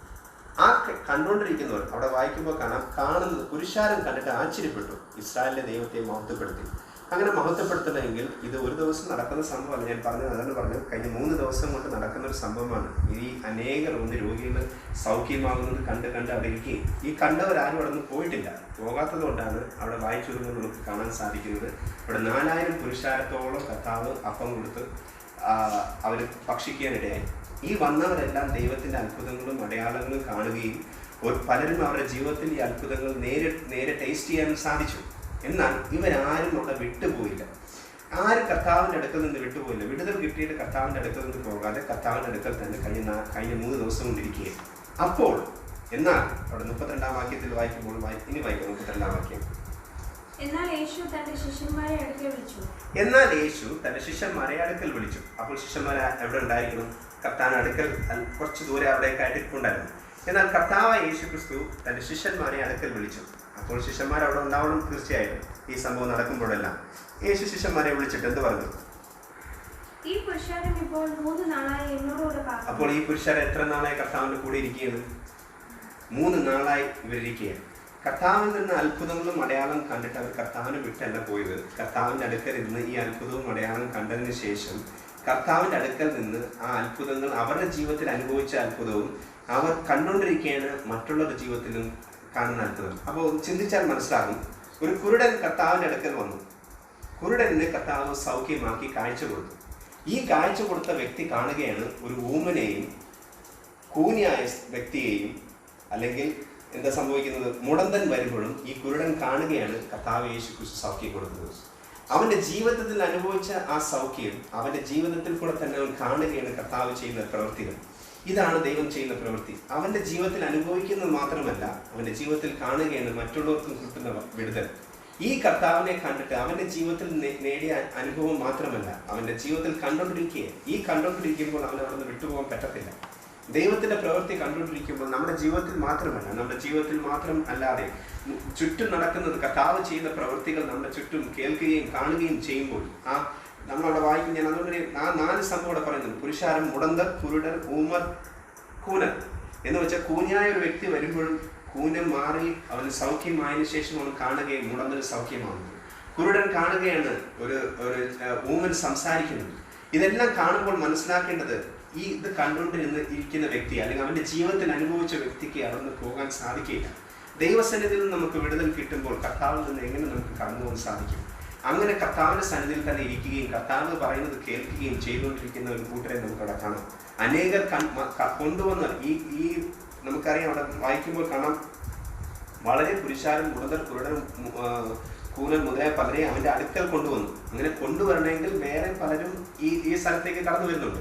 അങ്ങനെ വേറെ പലരും ഈ സ്ഥലത്തേക്ക് കടന്നു വരുന്നുണ്ടെങ്കിൽ രോഗികൾ മാത്രമല്ല, രോഗികളല്ലാത്തവരും ഈ കർത്താവിന്റെ അടുക്കിലേക്ക് ഈ രോഗികളെ കൊണ്ട് കടന്നു വരുന്നു. അപ്പോൾ രോഗികളായവർക്ക് രോഗം സൗഖ്യം കിട്ടുന്നു. രോഗം ഇല്ലാത്തവർ കർത്താവിന്റെ അടുക്കൽ വരുമ്പോഴോ എന്ത് സംഭവിക്കുന്നു? അവർ കാണുന്നുണ്ട് ദൈവത്തിന്റെ പ്രവൃത്തികൾ. അവർ വ്യക്തമാക്കി മനസ്സിലാക്കുന്നുണ്ട് ദൈവത്തിന്റെ പ്രവൃത്തി. അതാണ് താഴെ എഴുതിയിരിക്കുന്നത്. കണ്ടിട്ട് ഇസ്രായേൽ ദൈവത്തിന് മഹത്വം കൊടുത്തു എന്ന് വെച്ചാൽ ദൈവത്തിന്റെ പ്രവൃത്തി കണ്ടിട്ട് അവർ ദൈവത്തിന് മഹത്വം കൊടുക്കുകയും അവരുടെ ജീവിതത്തിൽ അനുഭവിച്ചില്ലെങ്കിലും കൊണ്ടുവന്നവർ കാണുന്നുണ്ട് ദൈവത്തിന്റെ പ്രവൃത്തി. ഇതിനെയും ദൈവത്തെ സ്തുതിക്കുന്നവരാണ് നമുക്കവിടെ കാണാൻ സാധിക്കുന്നത്. എന്നാൽ കഴിഞ്ഞ 3 ദിവസങ്ങളായിട്ട് നടക്കുന്ന ഒരു പ്രവൃത്തികൾ ഇത് കണ്ടുകൊണ്ടിരിക്കുമ്പോൾ കർത്താവിന് മനസ്സിലായി ഇവരെല്ലാവരും എൻ്റെ സന്നിധിയിൽ നിന്ന് ദൈവത്തിന്റെ പ്രവൃത്തിയും ദൈവത്തിന്റെ അനുഭവിക്കുന്ന ഒരു കർത്താവിൽ നിന്ന് കേൾക്കുകയും അനുസരിക്കുകയും അത് കേൾക്കാൻ വേണ്ടി ആഗ്രഹത്തോടെ കടന്നു വന്നിരിക്കുന്നവരെ എനിക്ക് വെറും കൈയോട് വിടാൻ സാധിക്കില്ല. ദൈവസന്നിധിയിൽ കടന്നു വരുന്നത് നമ്മൾ എപ്പോഴും മനസ്സിലാക്കണം. വിടുതൽ കിട്ടി എണീറ്റ് പോകാനെന്ന് ആ വിടുതലോട് മാത്രം കടന്നു പോകും. എന്നാൽ ഇവിടെ കടന്നു വന്നവർ ഈ കഴിഞ്ഞ 3 ദിവസമായിട്ട് ഇരിക്കുന്നവരുടെ പ്രത്യേകത നമ്മൾ മനസ്സിലാക്കണം. ദൈവത്തിൽ നിന്ന് വേറെ ഒന്നും അവർ ആഗ്രഹിച്ചില്ല. അവർ കിട്ടേണ്ട വിടുതൽ കിട്ടിക്കഴിഞ്ഞു. ഇനി ഇരിക്കേണ്ട കാര്യം എന്താണെന്ന് നമ്മൾ ലോകക്കാരെ കണക്കാണെങ്കിൽ നമ്മൾ ചിന്തിച്ചു പോകും. എനിക്ക് കിട്ടേണ്ട വിടുതൽ കിട്ടിയല്ലോ, എനിക്ക് കിട്ടേണ്ട സൗഖ്യം കിട്ടി, ഇനി ഞാൻ എനിക്ക് പോവുകയാണ്, അല്ലെങ്കിൽ ഞാൻ പോവുകയാണ്. പക്ഷേ ആ 1-ാം ദിവസം കടന്നു വന്ന വ്യക്തിക്ക് കിട്ടിയ വിടുതൽ അവൻ 3-ാം ദിവസം വരെയും ഇരിക്കുകയാണ്. ഇനി എന്ത് വിടുതൽ കിട്ടാനാണ് അവിടെ ഇരിക്കുന്നത്? പക്ഷെ വിടുതൽ കണ്ടാൽ അല്ല അവനിരിക്കുന്നത്. കർത്താവ് ചെയ്യുന്ന പ്രവൃത്തികൾ കാണാൻ, കർത്താവ് പറയുന്നത് കേൾക്കാൻ വേണ്ടി ഇരിക്കുന്ന കൂട്ടരെ നമുക്കിവിടെ കാണാം. അങ്ങനെ 3 ദിവസമായി ഇരിക്കേ ഈ കൂട്ടർ. അതുകൊണ്ടാണ് കർത്താവുടെ ശിഷ്യന്മാരോട് പറയുന്ന ഒരു ഭാഗം ശ്രദ്ധിച്ച് കേൾക്കണം. ഈ പുരുഷാരൻ ഇപ്പോൾ 3 നാളായി എന്നോട് കൂടെ പാർക്കുന്നു. ഇപ്പൊ എത്ര നാളായി ഈ പുരുഷാരൻ കർത്താവിന്റെ കൂടെ ഇരിക്കേ? ഈ കർത്താവിന്റെ കൂടെ പ്രവൃത്തി കണ്ടിട്ട് എണീറ്റ് പോകാതെ കർത്താവ് ചെയ്യുന്ന പ്രവൃത്തികളും കർത്താവ് പറയുന്ന വചനങ്ങളും ദൈവരാജ്യത്തെ കുറിച്ച് പറയുന്നതും കേട്ട് ഈ ജനം ഇരിക്കുന്നത് കണ്ടിട്ടോ വിടുതലിന് വേണ്ടി മാത്രമല്ല ഇവിടെ ഇരിക്കേണ്ടത്. വിടുതലിന് വേണ്ടി മാത്രമല്ല, ഒരു കരുതുന്ന ഒരു കർത്താവിനെ നമുക്ക് കർത്താവ് മനസ്സിലാക്കി കൊടുക്കുകയും സുഹൃസ്നായ പിതാവ് നമ്മളെ എപ്പോഴും മനസ്സിലാക്കുന്നത് വിടുതൽ മാത്രമല്ല കർത്താവ് ചെയ്യുന്നത്. ഈ കടന്നു വന്നവരെല്ലാവരും രോഗികളും സൗഖ്യമാകാൻ വേണ്ടി വന്നവർക്ക് രോഗസൗഖ്യം മാത്രമല്ല കർത്താവ് കൊടുത്തത്. അവരെ ശാരീരികമായി ക്ഷീണിച്ച് അവർ തളർന്നു പോകാതിരിക്കാൻ, അവരെ പറഞ്ഞയക്കുന്നതിനിടയിൽ അവർ തളർന്നു പോകാതിരിക്കുവാൻ കർത്താവ് അവർക്ക് വേണ്ടി കരുതാൻ വേണ്ടി കർത്താവ് തന്റെ ശിഷ്യന്മാരോടാണ് പറയുന്നത്. ഇവര് വെറുതെ വിട്ട് കഴിഞ്ഞാൽ അവർ തളർന്നു പോകും, അല്ലെങ്കിൽ ക്ഷീണിച്ചു പോകും. ഇത്രയും നേരം അവർ ഈ 3 ദിവസം അവരെൻ്റെ കൂടെ ഇരുന്നപ്പോൾ ക്ഷീണിച്ച് പോകാതിരുന്നത് ഞാൻ പറഞ്ഞ വചനത്തിൽ അവർക്ക് ജീവിക്കാൻ സാധിച്ചു. എന്നാൽ ഞാൻ ഇപ്പം ഇവരെ പറഞ്ഞു വിടുമ്പോൾ അവർ ശാരീരികമായി ക്ഷീണിക്കും. ഈ മലയിൽ നിന്ന് അവർ കടന്നു പോകുമ്പോൾ, ഈ മലമുകളിൽ നിന്ന് കടന്നു പോകുമ്പോൾ അവർ ക്ഷീണിച്ചു പോകും. അങ്ങനെ ക്ഷീണിക്കാതിരിക്കണമെങ്കിൽ അവർക്ക് ഭക്ഷണം കൊടുക്കണം. അപ്പോൾ ആത്മീയ ഭക്ഷണവും ശാരീരിക ഭക്ഷണവും ഒരു മനുഷ്യന് ആവശ്യമെന്ന് കർത്താവിന് അറിയാം. ഇതെല്ലാം അറിഞ്ഞുകൊണ്ടാണ് നമ്മൾ ആര്യ വായിച്ച ആ ഭാഗത്തിൽ ചിന്തിക്കുമ്പോൾ സ്വർഗ്ഗസ്ഥനായ നിങ്ങളുടെ പിതാവിന് അറിയാം എന്ത് നിങ്ങൾക്ക് ആവശ്യമെന്ന്. ആവശ്യം അറിഞ്ഞ് കർത്താവ് ചെയ്യുന്ന ഒരു പ്രവൃത്തിയാണ് ദൈവം അവിടെ ചെയ്യുന്നത്. ശാരീരികമായ ബുദ്ധിമുട്ട് അനുഭവിച്ച് കടന്നു വന്നവർക്ക് ശാരീരികമായ സൗഖ്യം കൊടുത്തു. എന്നാൽ ആത്മീയമായ ആഹാരം കൊടുത്തുകൊണ്ട് കഴിഞ്ഞ 3 നാൾ കർത്താവിന്റെ കൂടെ ഇരിക്കാൻ അവർക്ക് സാധിച്ചു. എന്നാൽ ഈ 3 നാൾ കഴിഞ്ഞ് അവരെ പറഞ്ഞു വിടുമ്പോൾ അവർ ശാരീരികമായി ക്ഷീണിക്കുമെന്ന് മനസ്സിലാക്കിയ കർത്താവ് ഈ 3 നാളായി അവരുടെ കൂടെ ഇരിക്കുമ്പോൾ കർത്താവിന് മനസ്സിലായി. തന്റെ ശിഷ്യന്മാരോട് പറയാം, ഇവരെ ഞാൻ ഇപ്പൊ പറഞ്ഞയച്ചു കഴിഞ്ഞാൽ ഇവർ വഴിയിൽ വെച്ച് അവർക്ക് എന്ത് സംഭവിക്കും? ഇല്ലായ്മ ആയിപ്പോകാൻ, ഭക്ഷിപ്പാൻ ഒന്നുമില്ലായെങ്കിൽ അവരെ കുറിച്ച് അത് മനസ്സിന് തോന്നിട്ട് അത് പട്ടിണിയായി വിട്ടയക്കാൻ മനസ്സിലാതെ അത് വഴിയിൽ വെച്ച് തളർന്നു പോയേക്കുമെന്ന് പറഞ്ഞു. 3 ദിവസം കർത്താവിന് കൂടെ ഇരുന്നപ്പോൾ ആത്മീയ ഭക്ഷണം കഴിച്ചവർ കടന്നിട്ടില്ല. പക്ഷേ ആത്മീയ ഭക്ഷണം കഴിച്ച് അതിൽ നിലനിൽക്കാതെ അവർ കടന്നു പോകുമ്പോൾ ചിലപ്പോൾ വഴിയിൽ വെച്ച് അവർ കടന്നു പോകും. ഈ ശാരീരികമായ അവരുടെ അവസ്ഥയും കർത്താവിന് അറിയാം. ഒരു മനുഷ്യന് വേണ്ടത് എന്താണെന്ന് കർത്താവിന് വ്യക്തമായി അറിയാം. കർത്താവിൽ നിന്നുള്ള ആത്മീയ ഭക്ഷണവും ഒരു മനുഷ്യന് വേണ്ട ആത്മീയതിനെക്കാട്ടും ശാരീരികമായിട്ടുള്ള ഭക്ഷണവും അവർക്ക് വേണ്ടത് വ്യക്തമാക്കി മനസ്സിലാക്കിയ കർത്താവ് തന്റെ ശിഷ്യന്മാരെ അടുക്കൽ വിളിച്ചിട്ട് പറയാം, കഴിഞ്ഞ 3 നാളായി ഇവർ എൻ്റെ കൂടെ ഇരിക്കുക, നിങ്ങൾ അവർക്ക് ഭക്ഷണം കൊടുക്കണം. അവിടെ വായിച്ചു വരുമ്പോൾ ഇങ്ങനെ കാണാം, 30, 31, 33, 34 ശിഷ്യന്മാർ അവനോട്, ഇത്ര വലിയ പുരുഷാരത്തിന് തൃപ്തി വരുത്തുവാൻ മതിയായ അപ്പം ഈ കാട്ടിൽ നമുക്ക് എവിടെ നിന്ന് കിട്ടുമെന്ന് പറഞ്ഞു. നിങ്ങളുടെ പക്കൽ എത്ര അപ്പം ഉണ്ടെന്ന് യേശു ചോദിച്ചു. 7 കുറെ ചെറുമീനും ഉണ്ട് എന്ന് അവർ പറഞ്ഞു. കർത്താവ് യേശു ക്രിസ്തു തന്റെ ശിഷ്യന്മാരെയാണ് വിളിച്ചത്. ശിഷ്യന്മാരെ വിളിച്ചിട്ട് ചോദിക്കാൻ, നിങ്ങളുടെ പക്കൽ ഇനി എത്ര ഉണ്ട്? നിങ്ങളുടെ പക്കൽ എന്തെങ്കിലും ഉണ്ടോ ഈ ജനത്തെ പോഷിപ്പിക്കുവാൻ? ഈ ജനത്തിന് അവർ കടന്നു പോകാതിരിക്കാൻ വല്ല ഭക്ഷണം കൊടുക്കാൻ വേണ്ടി നിങ്ങളുടെ കയ്യിൽ എന്തെങ്കിലും ഉണ്ടോ? കർത്താവിനെ അറിയാഞ്ഞിട്ടല്ല, ഇവരുടെ വായിൽ നിന്ന് വരണം അവരുടെ കയ്യിൽ എത്ര ഉണ്ട്. നിങ്ങളുടെ കയ്യിൽ എത്രയാണെങ്കിലും ആയിക്കോട്ടെ, അത് എൻ്റെ കയ്യിൽ കൊണ്ടുപോകാം, അത് മതി എന്ന് കർത്താവ് പറയണമെങ്കിൽ അവിടെ വായിച്ചു വന്നപ്പോൾ എന്നെ ഓർമ്മപ്പെടുത്തിയ ഒരു സംഭവമുണ്ട്. കഴിഞ്ഞ 3 നാളായിരിക്കുന്ന ജനം, ശിഷ്യന്മാരും സ്വാഭാവികമായി എന്തായിരിക്കണം? 3 നാളായി കർത്താവിൻ്റെ കൂടെ ഉണ്ടാകും. കർത്താവിൻ്റെ കൂടെ നടക്കുകയും കർത്താവ് എവിടെ പോകണമെങ്കിലും അവർ കർത്താവിൻ്റെ കൂടെ പോവുകയും കർത്താവിന് മുന്നേ കർത്താവ് പറഞ്ഞയക്കുമ്പോൾ മാത്രമേ അവർ പോകാറുള്ളൂ. അല്ലെങ്കിൽ കർത്താവ് പറഞ്ഞിട്ട് പോകുമ്പോൾ മാത്രമേ എവിടെയെങ്കിലും അവർ പോകാറുള്ളൂ. അല്ലാത്ത പക്ഷം എവിടെ കർത്താവ് പോകുന്നു അവരോട് കൂടെ ശിഷ്യന്മാരും പോകുന്നുണ്ട്. അങ്ങനെയാണെങ്കിൽ ശിഷ്യന്മാര് ഈ കഴിഞ്ഞ 3 ദിവസം കർത്താവിന് കൂടെ ഉണ്ട്. ഇവിടെ കർത്താവ് ശിഷ്യന്മാരോട് ചോദിക്കുകയാണ്, നിങ്ങളുടെ പക്കൽ എന്തുണ്ട്? അപ്പോൾ ഇവരുടെ പക്കൽ എന്തുണ്ടെന്ന് ഇവർ പറഞ്ഞത് 7 അപ്പവും കുറച്ച് മീനും. അങ്ങനെ 7 അപ്പവും കുറച്ച് മീനുമാണ് അവരുടെ കയ്യിലുണ്ടെങ്കിൽ ഇത് എത്ര നാളായ 7 അപ്പവും കുറച്ച് മീനുമാണ്? കഴിഞ്ഞ 3 ദിവസമായി അവരുടെ കയ്യിലിരിക്കുന്ന കുറച്ച് അപ്പവും മീനുമാണ്. അങ്ങനെയാണെങ്കിൽ 7 അപ്പവും കുറച്ച് മീനും കഴിഞ്ഞ 3 ദിവസം കൊണ്ട് അവരുടെ കയ്യിലിരിക്കുകയാണെങ്കിൽ സ്വാഭാവികമായി ഇന്നത്തെ രീതിയിൽ നമ്മൾ ചിന്തിച്ചു കഴിഞ്ഞാൽ പുറത്തിരിക്കുന്ന ഒരു ഭക്ഷണം സ്വാഭാവികമായിട്ട് 3 ദിവസം ഇരുന്ന് കഴിഞ്ഞാൽ അത് ചീഞ്ഞോ അഴുകിയോ എന്തെങ്കിലും പോകാൻ സാധിക്കും. അങ്ങനെയാണെങ്കിൽ ഇനി ഇവർക്കും കഴിക്കാൻ പറ്റത്തില്ല. ആ ഭാഗം വായിച്ചപ്പോൾ എനിക്ക് മനസ്സിലായി, ഈ അപ്പവും ഈ മീനും ഇനി ഈ ശിഷ്യന്മാരുടെ ആരുടെ കയ്യിലാണോ ഉണ്ടായിരുന്നത് ആർക്കും കഴിക്കാൻ പറ്റത്തില്ല. ഇത് ചിലപ്പോൾ ഒരു ശിഷ്യൻ്റെ ആയിരിക്കാം, അല്ലെങ്കിൽ 2 ശിഷ്യന്മാരുടെ ആയിരിക്കാം ഈ അപ്പവും. കാരണം ഈ 7 അപ്പം ഒരു ശിഷ്യൻ്റെ ആയിരിക്കാം, ചിലപ്പോൾ കുറച്ച് മീൻ വേറെ ശിഷ്യൻ്റെ ആയിരിക്കാം, അതൊന്നും അറിയത്തില്ല. പക്ഷേ ഈ ശിഷ്യന്മാരുടെ കൂട്ടത്തിലായിരുന്നു, ആരുടെ കയ്യിലായിരുന്നു ഈ സംഭവം വരുന്നത്. അതുകൊണ്ടാണ് കർത്താവ് ശിഷ്യന്മാരോട് ചോദിച്ചത്, നിങ്ങളുടെ പക്കൽ എത്ര അപ്പമുണ്ട് എന്ന് യേശു ചോദിച്ചു.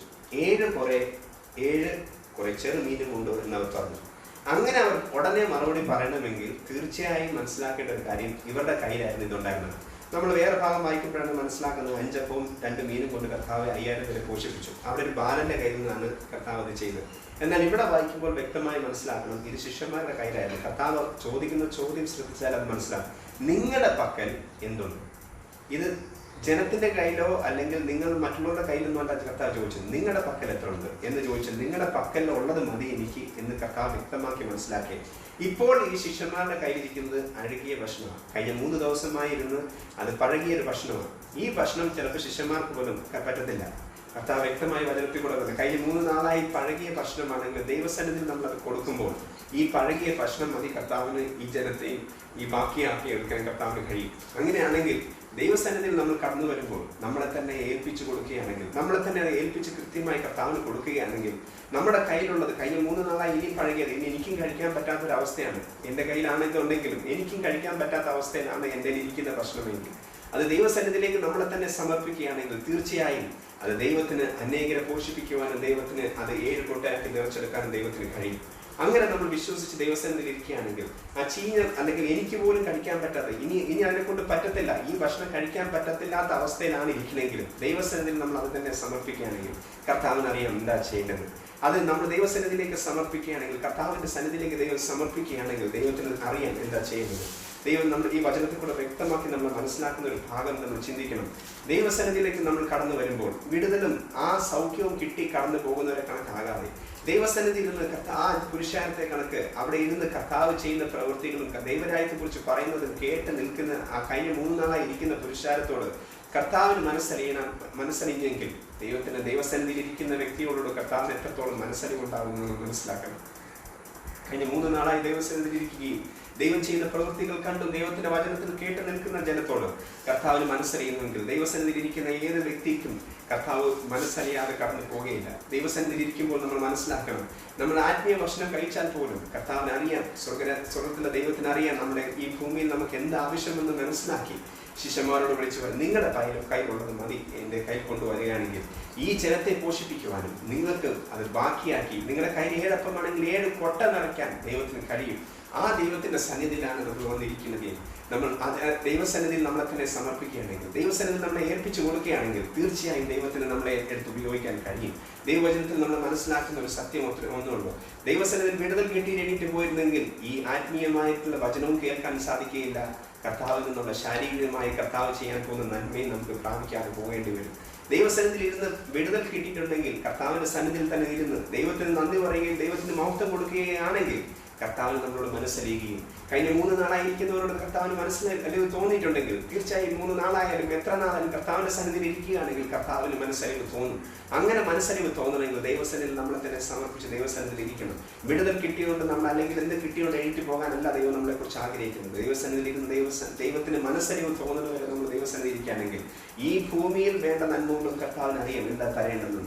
അതോടൊപ്പം ദൈവസന്നിധി ദൈവരാജ്യത്തെ കുറിച്ച് കേൾക്കുകയും ദൈവത്തിന് മഹത്വം കൊടുക്കുകയാണെങ്കിൽ നമ്മളെ തന്നെ കർത്താവിന് സമർപ്പിക്കുകയാണെങ്കിൽ നമ്മളെ തന്നെ പൂർണ്ണമായി സമർപ്പിക്കുകയാണെങ്കിൽ ദൈവത്തിന് ചെയ്യേണ്ടത് ദൈവം നമ്മൾ തക്ക സമയത്ത് ചെയ്യാൻ സാധിക്കുമെന്ന് ദൈവം ഈ വചനത്തെ കൂടെ നമ്മളെ മനസ്സിലാക്കുന്നു.